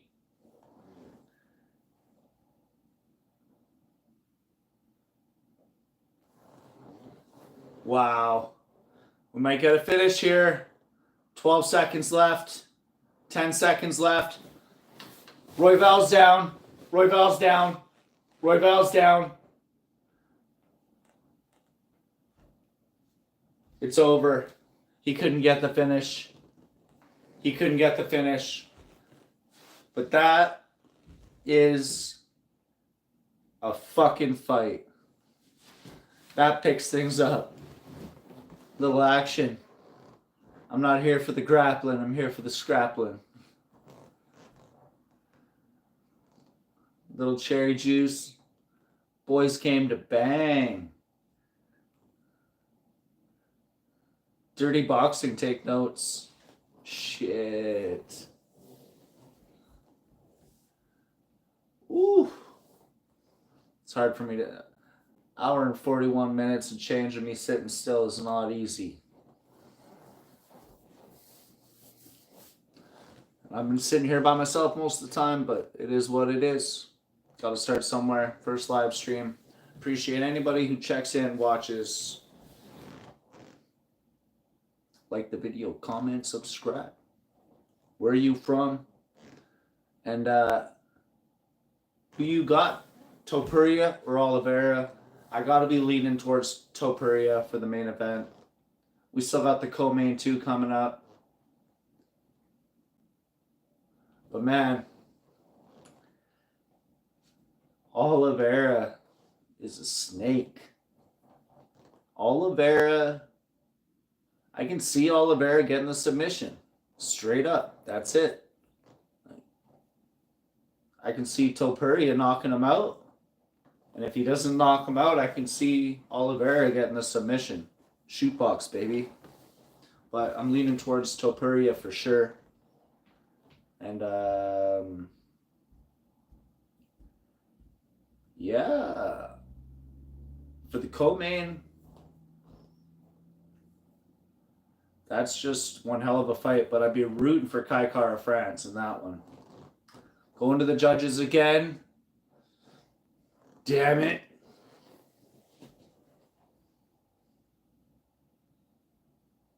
Another unanimous decision. Joshua Van. Because he almost finished him at the end of the fight. Sometimes it's the optics of the fight. Such a close fight for all 3 rounds. And then he like chinned him like they were in a gunfight. But Royval dropped to his knee once, like at least twice in the 3rd round. That says something. That shows that bit of dominance at the end. It's tough. He's only trained for 5 years, Joshua Van just said. That's crazy.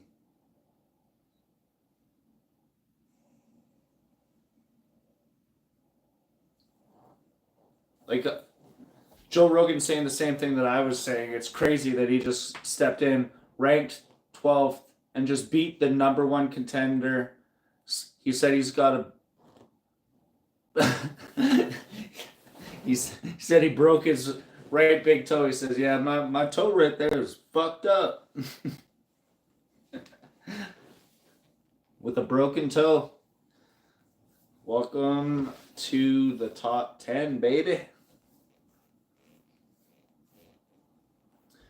And yeah, that was a crazy fight because Brandon Royval turned the fuck on. And I was leaning towards the fight going to Royval.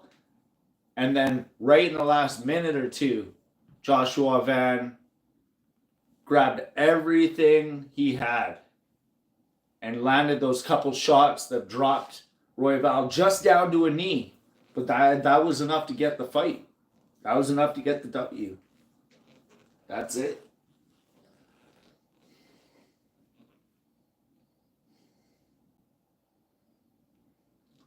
Crowd saying that was probably fight of the night. No doubt.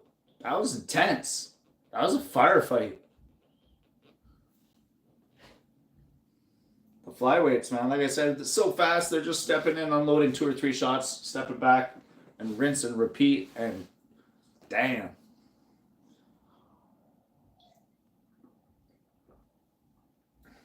He's calling out the winner of the title fight tonight. Wants a face-off with the winner of the fight tonight.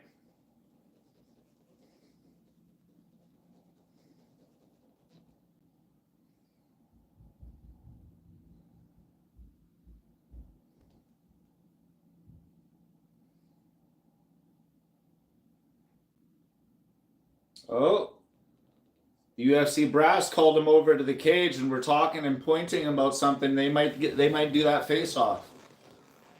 They might do that face off. They're gonna do that face off. All right, all right. They like a little extra something after the fights there at the end of the pay-per-view. It's that WWE kind of thing, you know what I'm saying? Got Brandon Moreno in the crowd.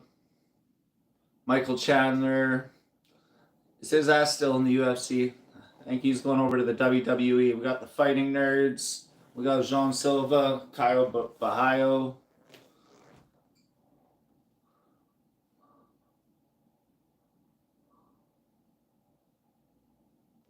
Israel Adesanya. I don't want to put a diss on ya. Gotta pronounce it. Adesanya. Don't want to put a diss on ya. Volkanovski. Everybody here tonight. Everybody here is.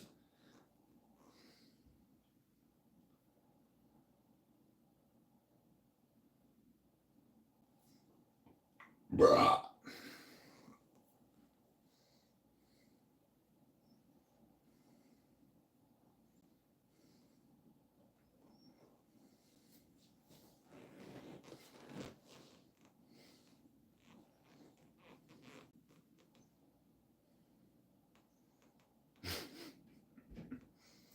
What's his name? Chiwiwi there. His face is so fucked up. Chiwiwis. It's not for me. I ain't with it. I don't even remember his name. No. Nah, his face is all. Like, reminds me of that guy with the no face guy with the squish face. The viral guy. You guys know what the fuck I'm talking about.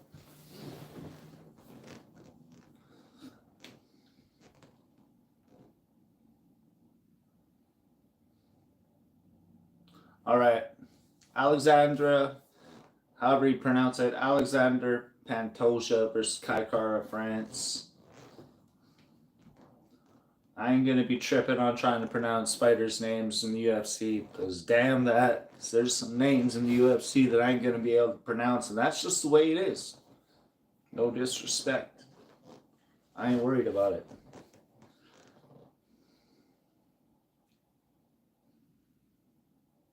Let's have another firefight.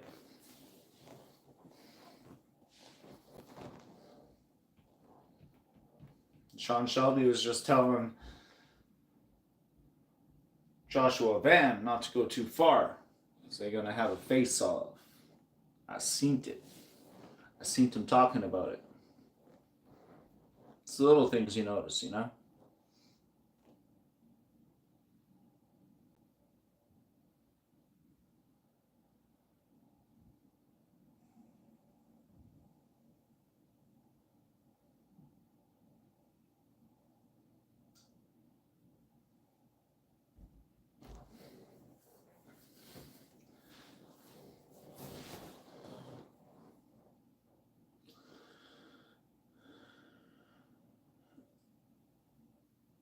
All right, we got the champion Pantoja against the fourth ranked Kai Kara France.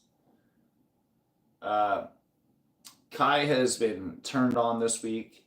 He is in his zone with all his Haka, New Zealand tribal shit. He's ready for war. I ain't gonna try to pick this fight. I am not an analytical channel. It's not what we do here. I'm just here for this fight, man. Pantoja versus Kai Kara France. This is going to be very similar to what we just watched, except at a higher caliber.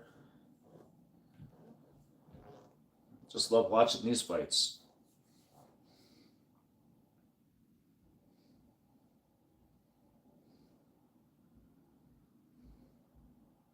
I feel like it's been a minute since I've seen Pantoja fight.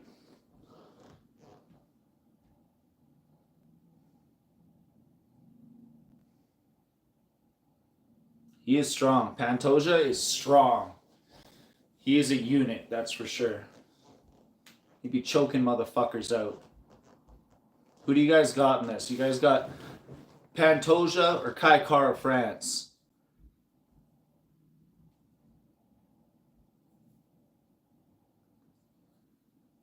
Yeah, the Maori culture. Maori culture. That shit's intense. Maori culture. I don't want to mispronounce that shit.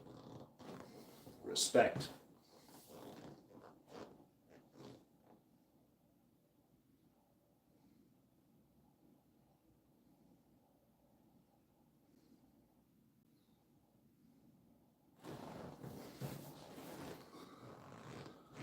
Yeah, that was a war.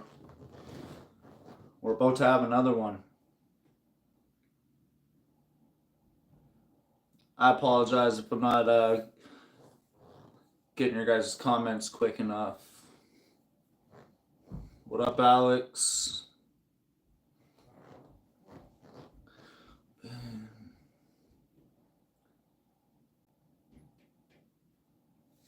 Yeah, I'm going for Kai Kara on this one, but I don't really. This is just one of those fights, like I said. The UFC's been providing some fights lately. I'm not going to pretend to be like Luke Thomas or Helwani or MMA Guru and be shitting all over all these fights and all these matchups and everything that could be happening compared to what is happening. I just think that the fight world right now is in a decent position. It's on fire. We got dirty boxing. Now we got UFC Jiu-Jitsu coming. Those belts look tight. Bare knuckle.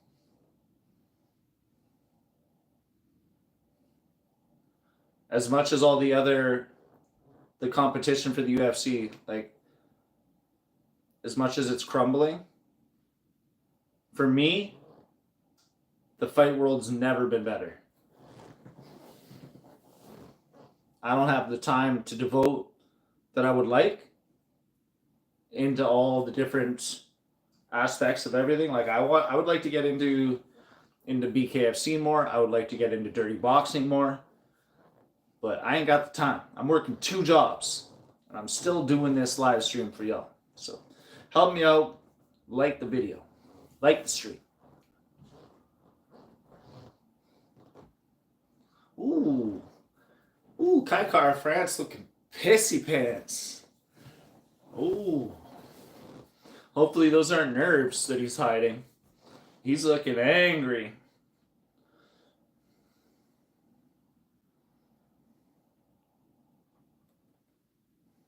Maybe that's just his thing. I mean, I think I've seen him come out mean mugging before with this kind of look, but he is looking serious. He is not here to play.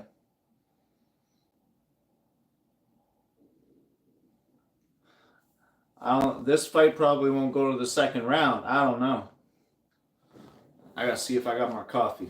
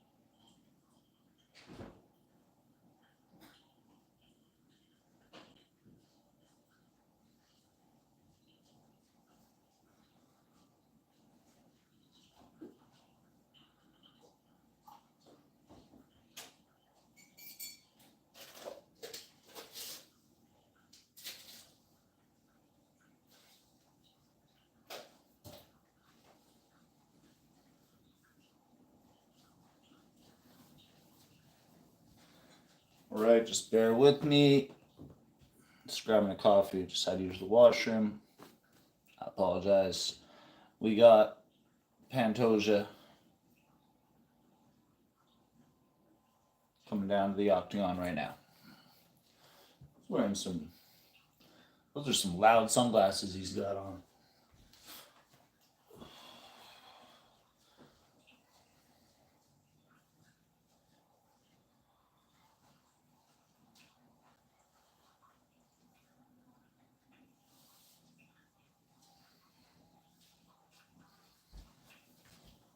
Is he nervous? Is he nervous? Is that why he's wearing? Is that why Pantoja's got these sunglasses on? What's going on here? What's happening here? Pantoja's got sunglasses on. Kai Kara France wasn't wearing any sunglasses. Is Pantoja nervous? What's going on here? I think Kai Kara France might do this shit.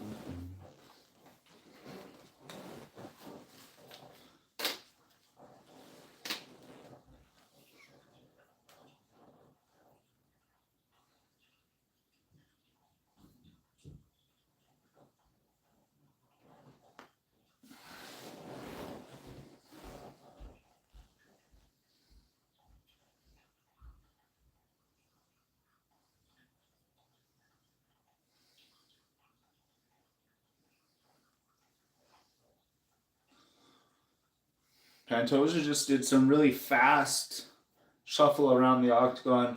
I think his nerves are a little. Something's up with Pantoja here with the sunglasses. He was scurrying, sidestepping around the octagon, did like 3 rotations super fast, and was bumping into everybody while he's doing it. And Kai Kara France just staring the shit out of him, just staring him down. But that don't mean everything. That ain't everything. The stare down and the emotions aren't absolutely everything in the fight, but it's how it starts and it's how we get things going. And it's definitely a reflection of how they're feeling going into the fight. I don't think I've ever seen Kai so focused, as he should be. All right, here goes co-main event. Bruce Buffer of the evening.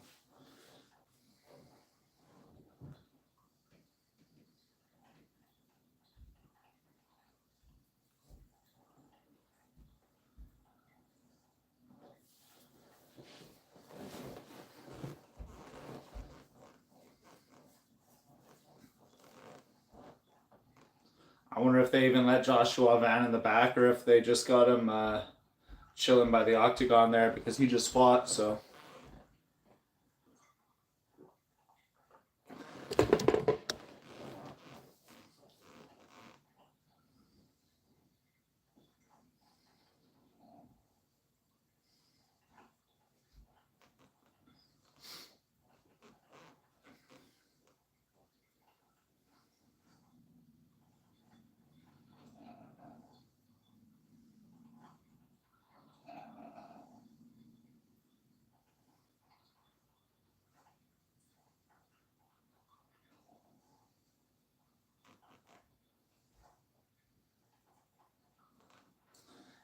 Kai Kara France is the underdog, but he's 3-1 in the UFC as underdog. That's an interesting statistic right there.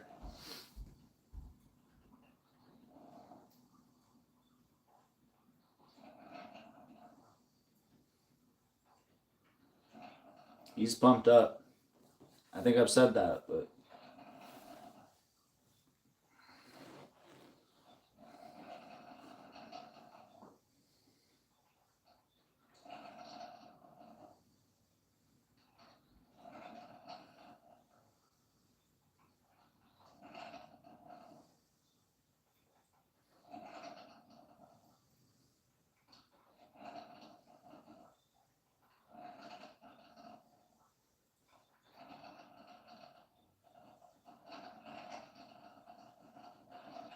Alexandre. Still can't pronounce it. I just heard it. Alexandre. Damn that. Call you Alex, dog. It's just Alex. That's it, homie. Shit. Oh, alright. They're touching gloves. That was a good stare down.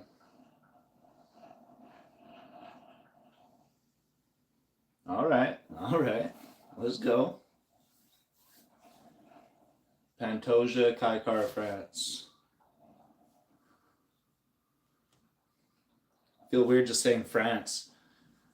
France. It's a weird last name, no? It's Cara France. That makes sense. I don't know what the fuck I'm talking about. I feel weird saying Cara France.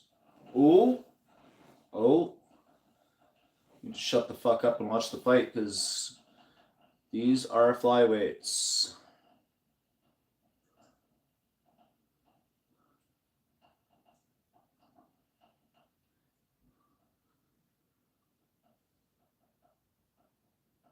Fuck. Pantoja's all over him.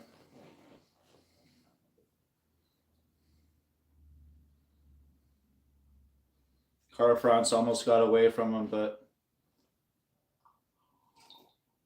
as Joe Rogan just said, Pantoja is a ground specialist. And he's showing that right now.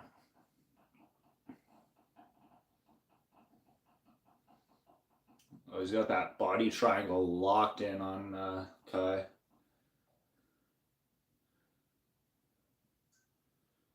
Kai's doing a good job, though, looking relaxed. Staying as relaxed as he can while doing what he needs to do.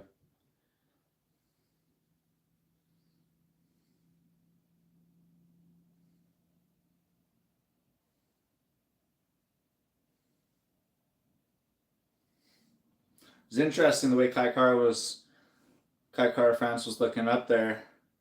Is there a screen up there he's looking at? It looks like he was like getting an angle to look at that was like helping him out. I know the clock's up there, but I swear to God he was like looking at the fight, looking on a screen of watching the fight.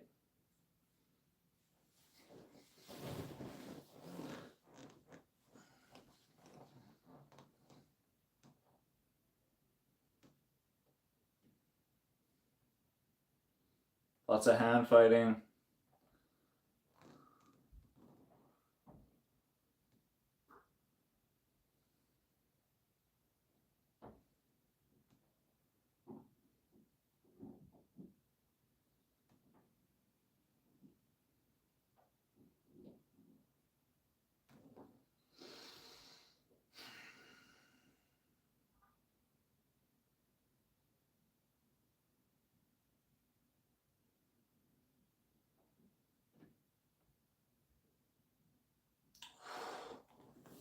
Pantoja had a crazy arm triangle on Cara France. Cara France isn't going to have anything left in the tank by the time this first round's over. And that's these guys with this grappling, that's what this does to you.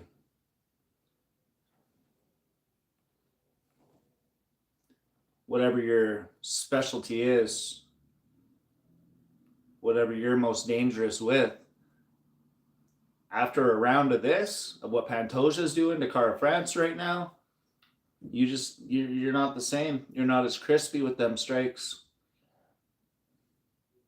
Cara France is a professional, though. He's going to ride this out.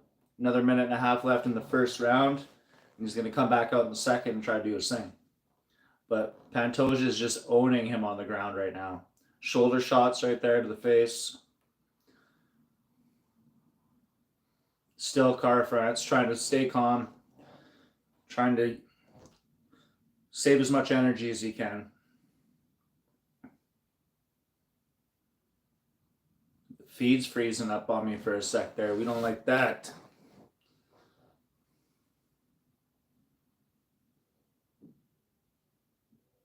This is Pantoja's round.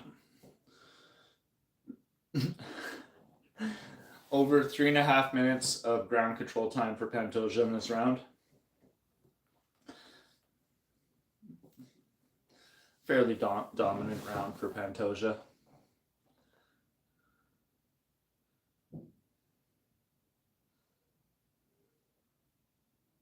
.30 seconds left in the first. It's a long 5 minutes for Cara France.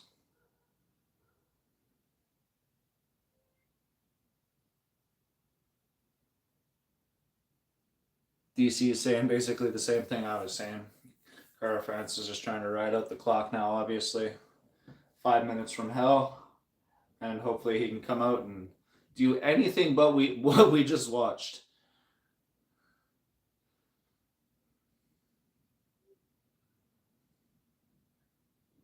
Yeah.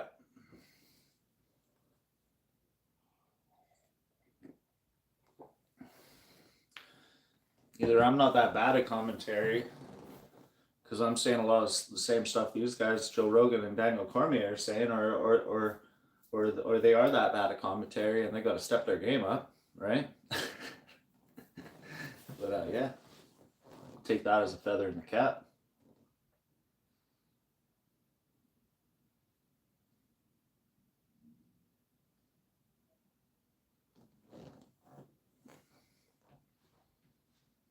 All right, going into the second round, Pantoja just dominated the first round. Literally wiped the floor with Cara France. Literally.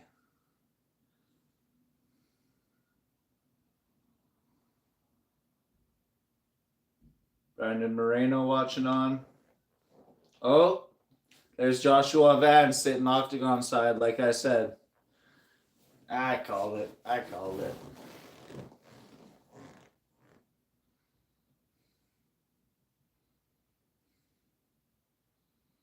Homie just stepped in, ranked 12th, and handled business. We got a storyline kicking up here. It'll be a nice little face-off coming up.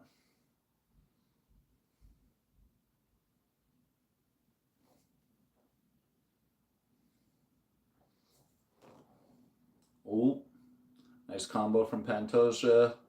Cara France blocked the kick. Oh, Annex saying the kick got through.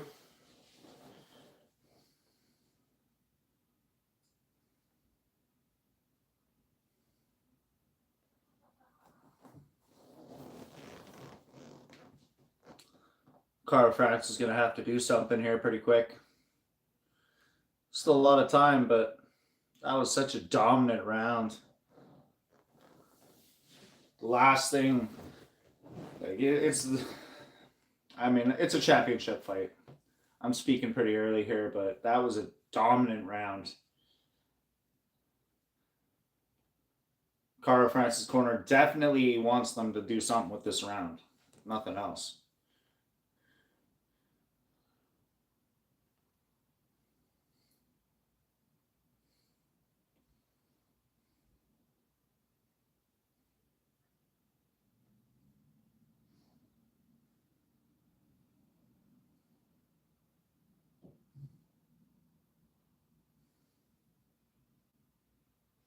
Oh yeah.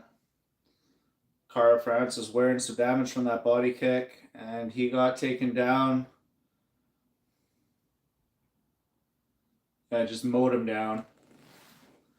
Pantoja literally just ran right through Cara France, just mowed him down to the ground. It was just into the mat.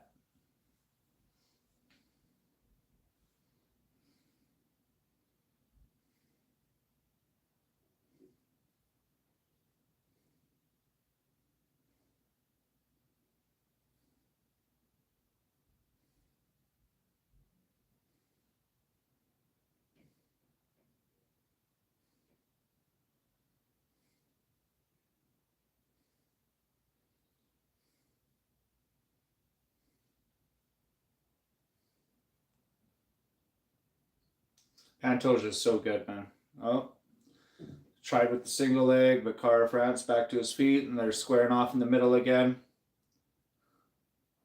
Right hand from Cara France. Left Nice jab from Cara France. Another right hand.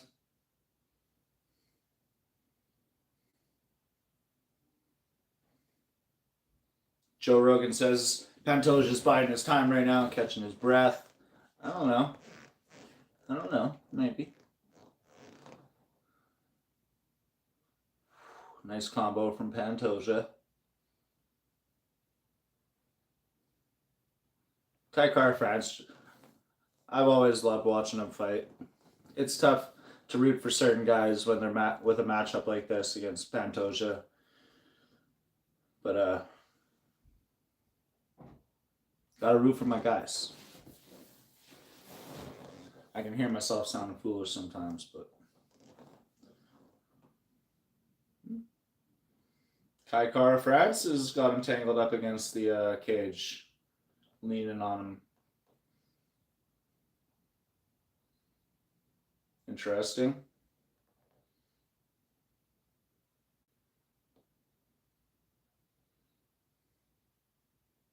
Pantoja starting to show some signs of fatigue.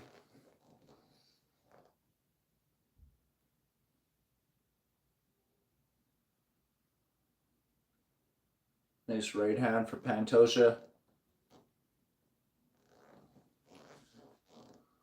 Pantoja's picked up the striking in round 2 significantly.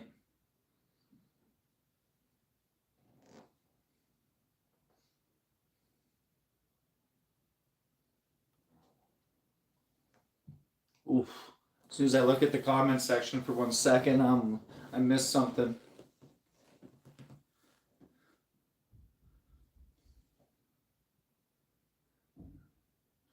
There's the clapper for the second round. Cara France engages. Oh, push kick from Pantoja. Anik thinks Pantoja's up 2 rounds. I'd say that's probably right.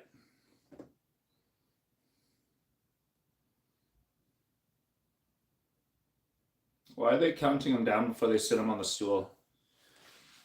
What is that?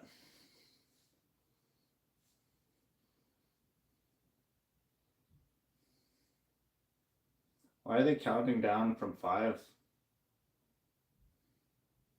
They have to wait for the camera to get in position? What's going on there?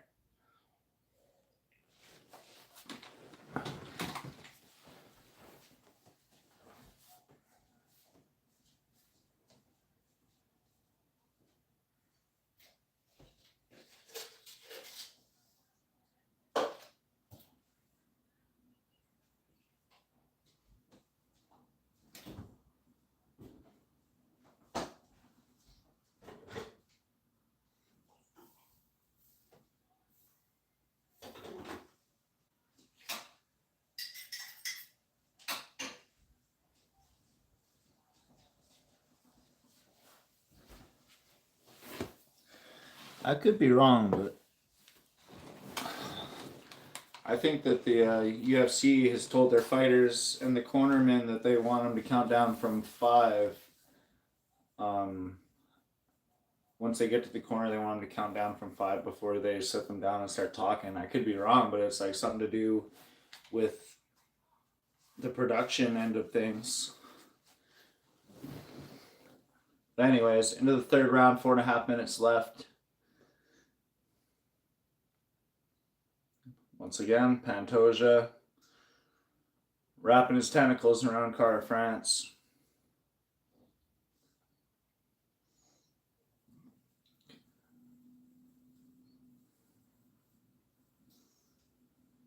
Fuck. Here we go again. Body triangle for Pantoja.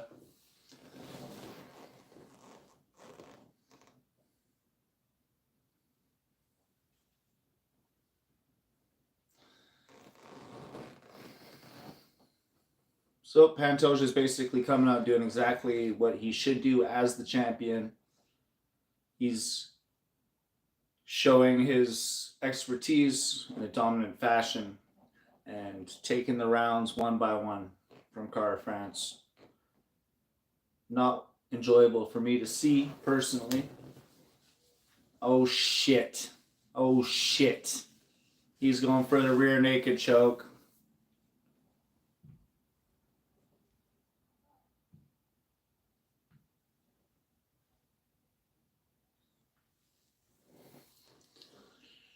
Fuck.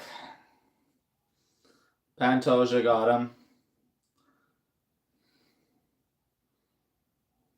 Wow.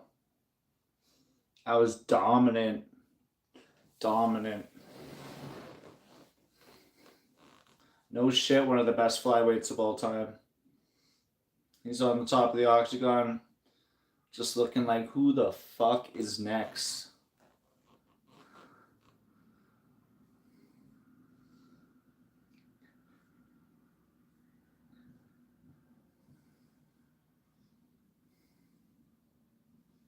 If I were Joshua Van, I wouldn't be too excited to get a face-off with Pantoja right now after that performance.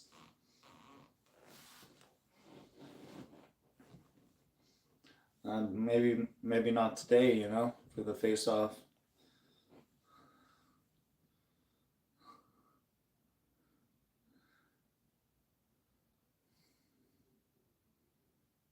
That's what I'm talking when I say aura isn't everything. You can be ready in the zone, feeling yourself, got your Haka vibes, your fucking all that shit. And I have nothing but fucking respect for that culture. There's a lot of UFC fighters coming from New Zealand that represent that culture, and I respect all of them. But aura isn't everything. You can't always intimidate your opponents when they're at that caliber. Is what I was talking about earlier. Because a lot of the time, I love to read the fighters in the face-offs, the weigh-ins, fight week, to get my range on their aura. But at this caliber, it don't fucking matter. It really doesn't.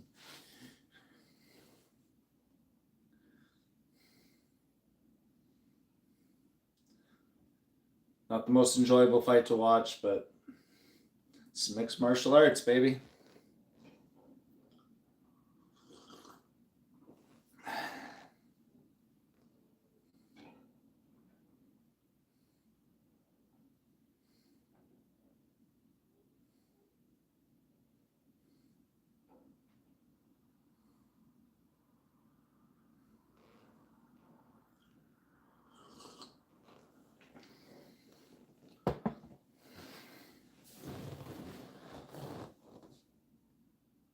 And still the video is cutting out.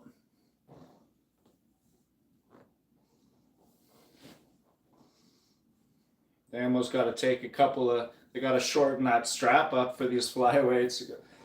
Got like 16 inches of belt flapping around after they put it on, you know what I'm saying? Shit, I'm just saying. I got some hot takes. I got a couple ideas, you know? 30-5. 30 wins.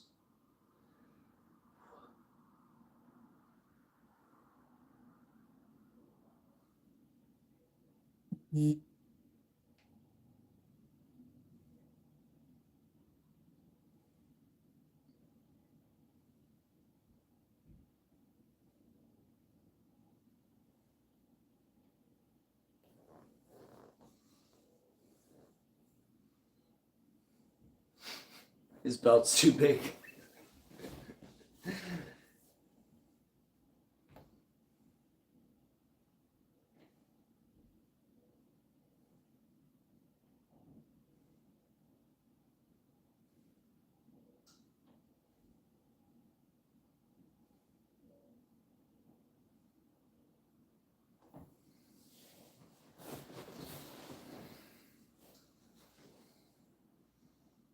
AT&T.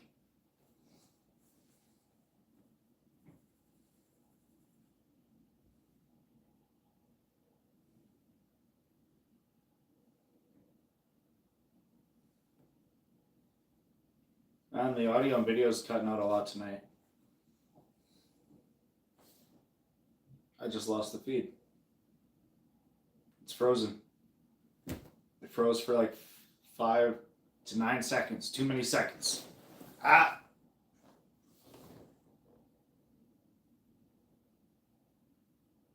It's frozen again.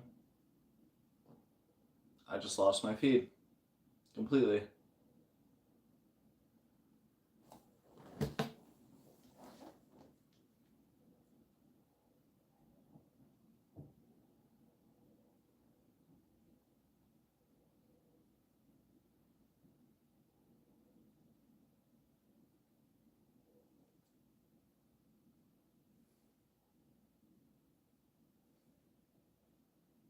Not right now. I don't want to be a... Thank goodness. Woo! I do not want to get caught up in the drama of the UFC pay-per-view feed dropping off at the main event. Yeah, Joshua Van, I don't think really wants any part of that face-off right now after watching that performance. He's playing it up, but he don't want no part of Pantoja right now. Nobody does.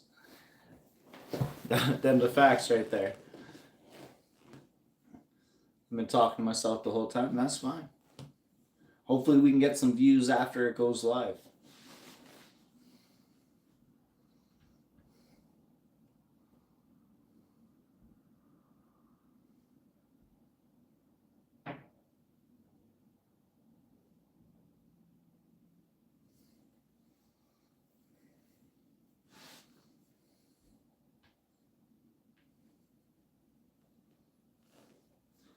As far as pay-per-views go, little lackluster. 3 decisions on the main card. 1 rear naked choke.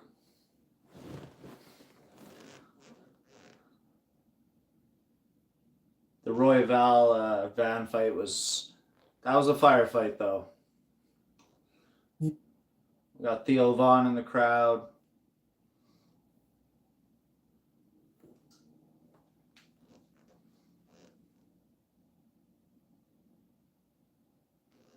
Paddy Pimblett. It's Vegas, everybody's there.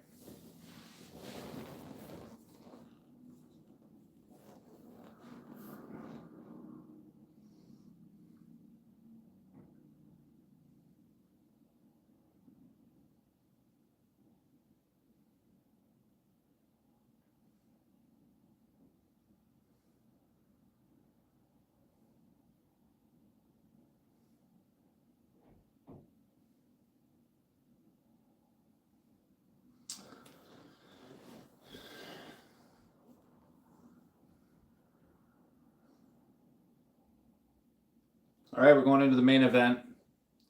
Topuria, Oliveira. Pantoja got the rear naked choke.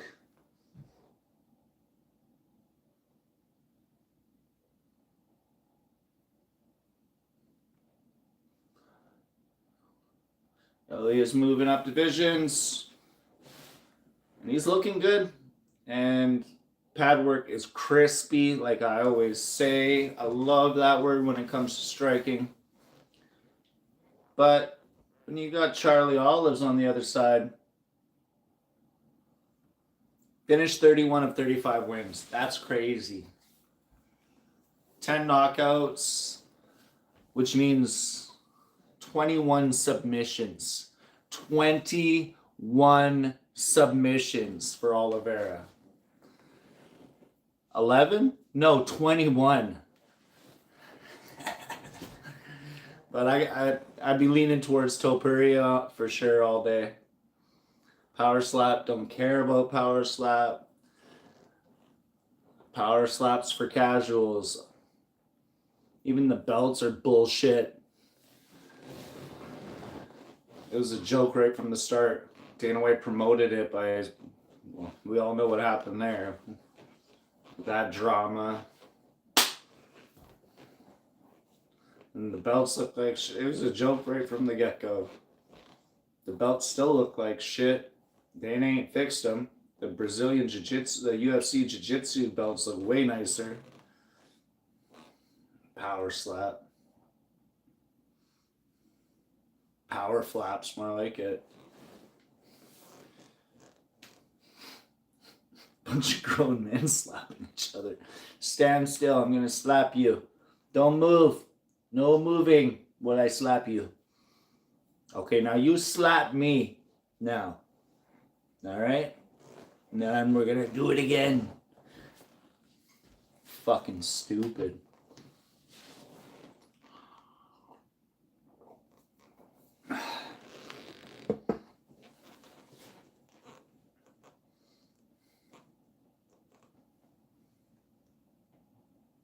That Jurassic World looks pretty good. Ain't gonna lie. Alright, we're at the main event.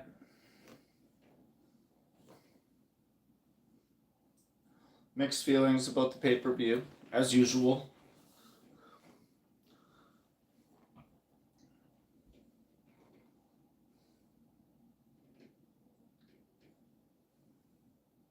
And I'm on UFC Fight Pass, and I ain't get the prelims. I gotta figure out a better way to watch the prelims, because I'm always dragging on the prelims. They're always like a couple hours late to Fight Pass.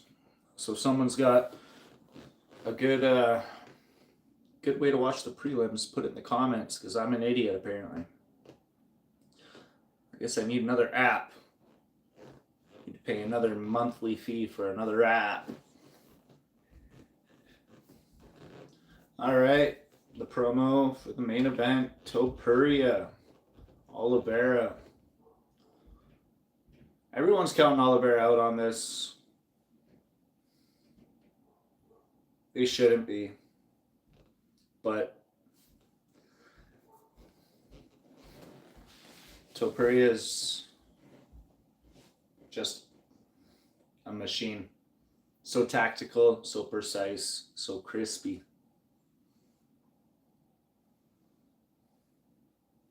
Everyone thought he was super cocky when he showed up to the UFC, and then he's literally ended up doing everything that he's said he was going to do.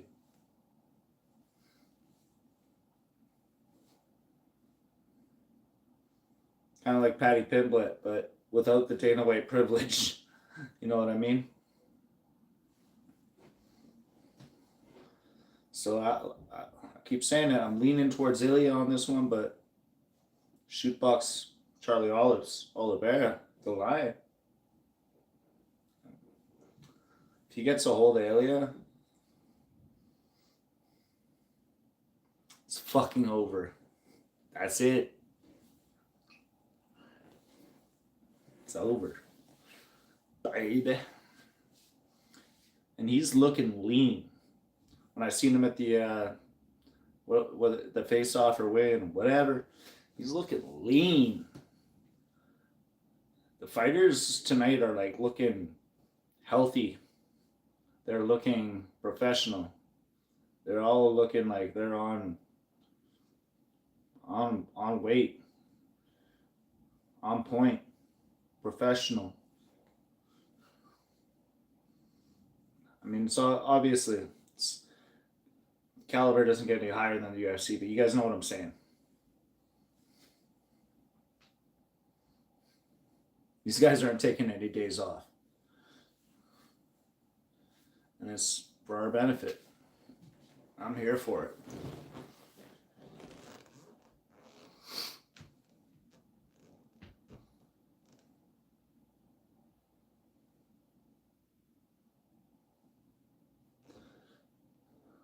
ILIA says he'll be dominating the whole round, and he's going to finish him in the first...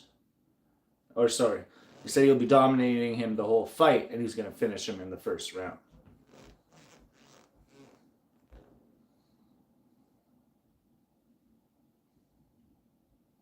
I believe him. I also hope he's wrong. I also hope he's right. This is another fight. Like, these pay-per-views... It's hard to be mad at them because it's just a bunch of fan favorites.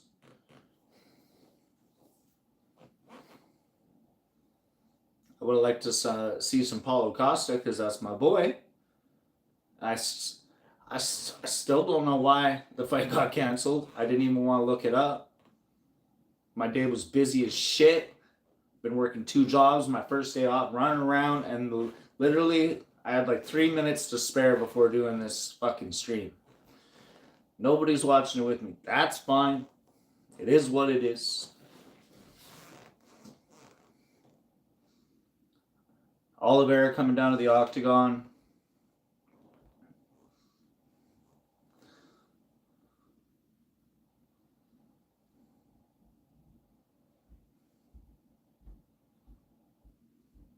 One of 7 current or former Brazilian UFC champions.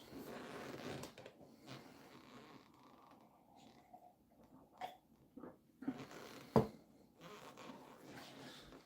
gonna heat up my coffee quick.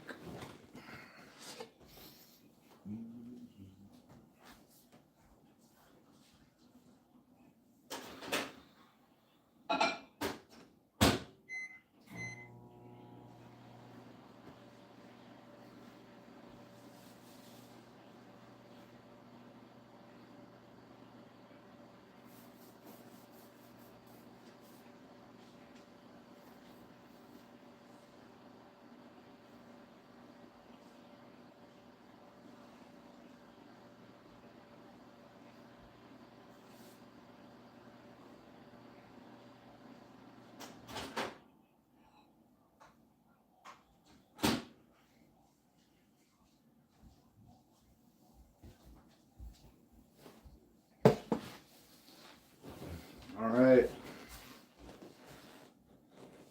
Oliveira is in the octagon.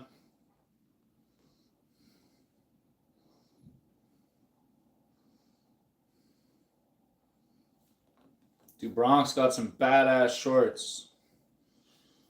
Some Leonardo da Vinci painting type shit. Colorful, they look good.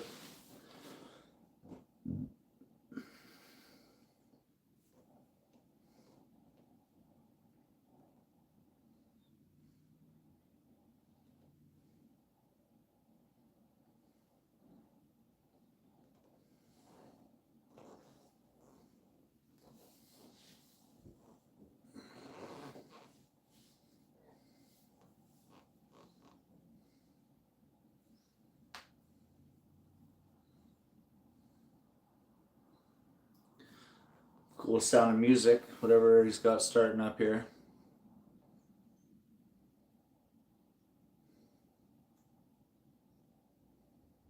Some kind of a mashup, marching, like some Hell's Bells. I think when fighters come out with a really unique, cool entrance song, like it can throw off their opponents sometimes. I believe that. And this is like one of those.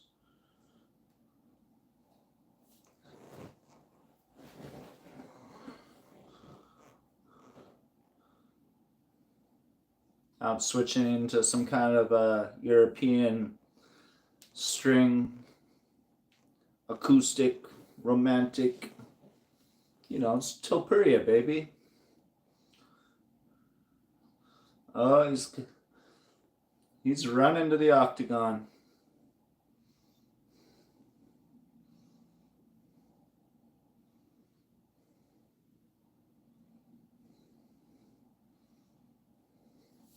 He looks emotional almost, like happy.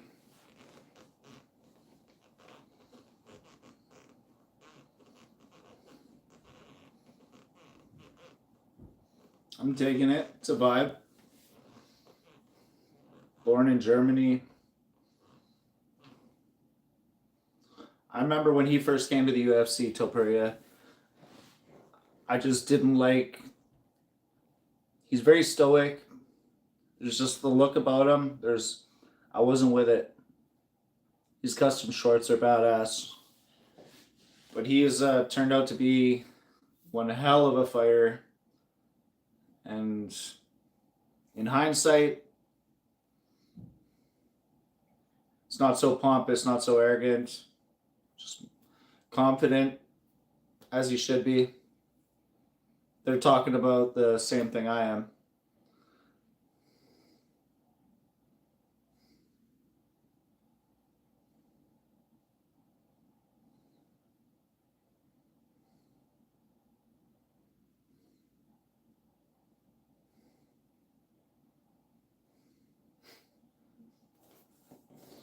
Little guy in a tuxedo.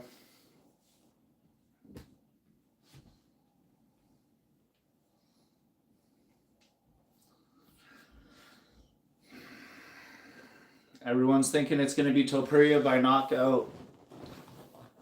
Myself included, I'm just saying. If it ain't that, it's going to be Oliveira by submission.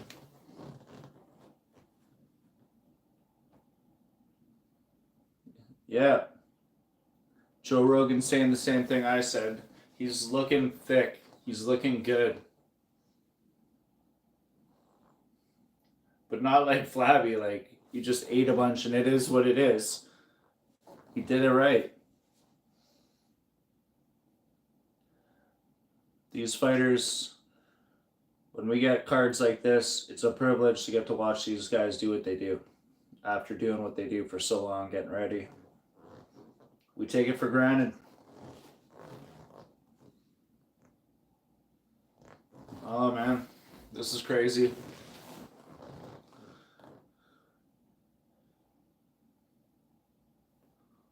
Whoa.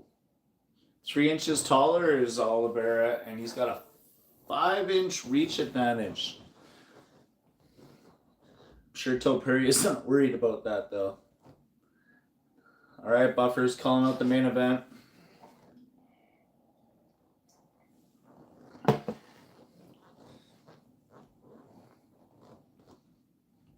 Three judges that hopefully we're not going to need. Mark Goddard.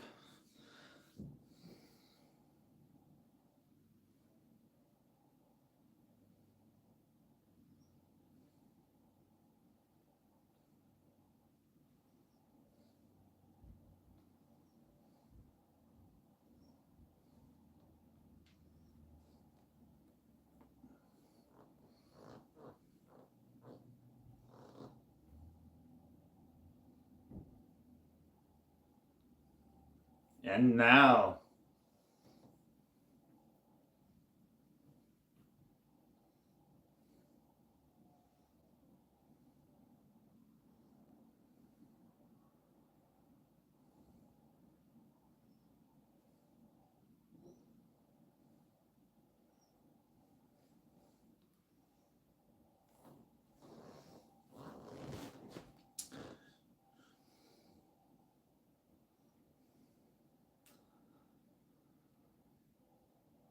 ILIA actually looked up, acknowledged the entire audience, kind of gave him a salute.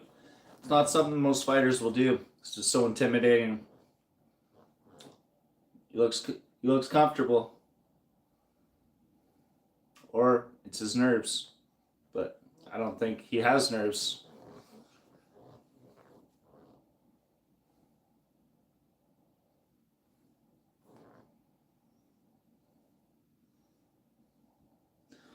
Ilya giving him his respect while Buffer calls out Oliveira and all his accolades.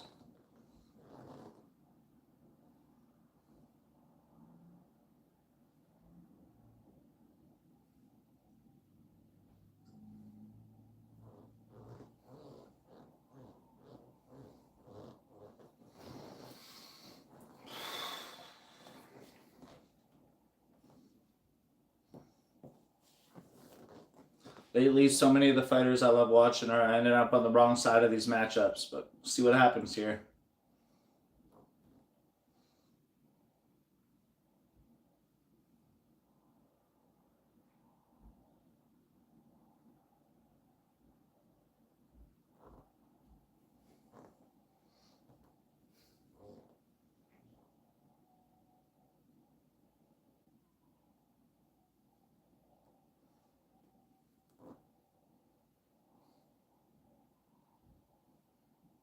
All right, we're gonna get it cracking.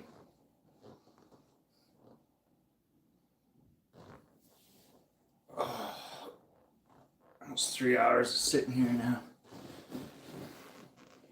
Be okay if I was relaxing, but I'm all tensed up.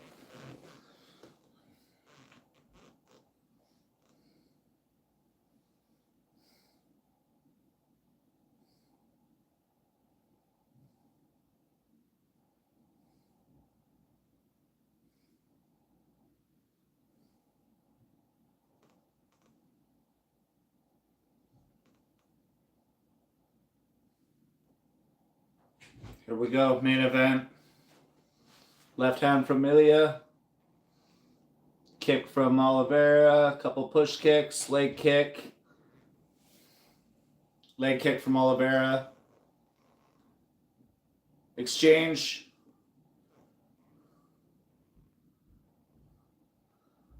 Yeah, I was going to say Oliveira wipe. Yeah, Oliveira already got tagged in the eye. Nothing major, but he felt it. Okay, they're tagged. Oliveira's got him up against the cage.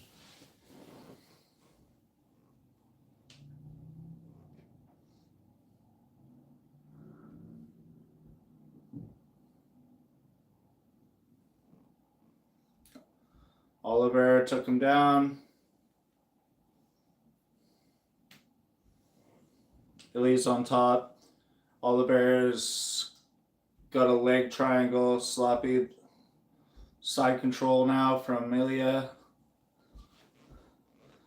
Oliveira's already bleeding 1 minute into the fight. Is that an arm triangle already? Oh, Oliveira's got a leg lock.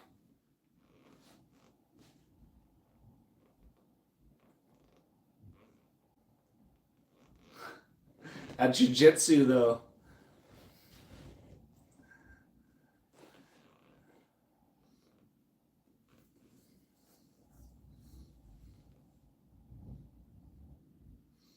ILIA's gonna stand up, let him stand up.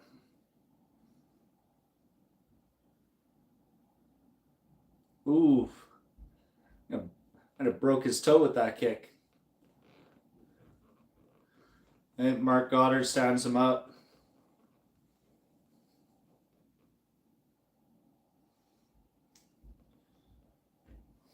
ILIA's cracking open a can of cherry juice for Oliveira.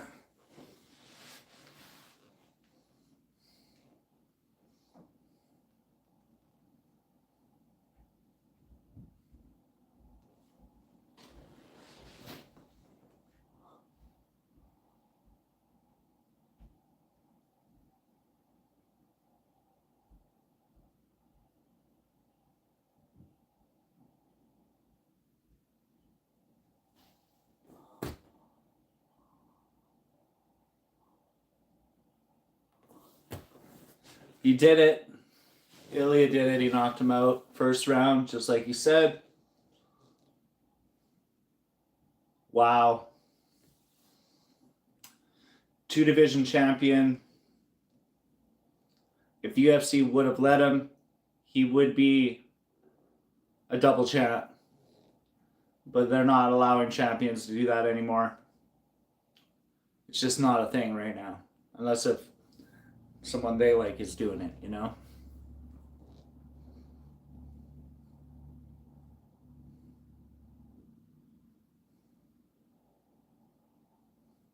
Wow. Left, right on the chin. He had already tagged him up a bunch. Oh my gosh. I just said, oh my gosh. That right hand was right on the cheekbone. So hard. And then followed up with the left. Tags him with the right, and then the left was just on the side of the chin. Damn that. He's out like a board, man.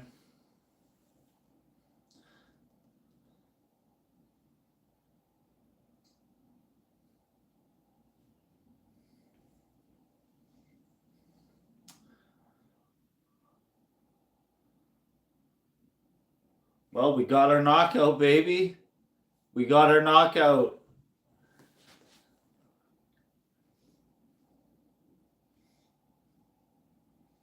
ILIA, new featherweight UFC champion of the world. Just knocked Charles Oliveira the fuck out, respectfully. Oliveira is back up on his feet. Good to see.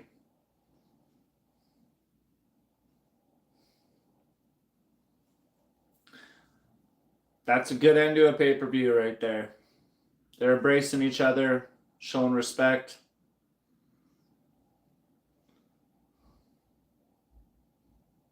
couple of fucking legends. ILIA is becoming a legend, just as he named himself.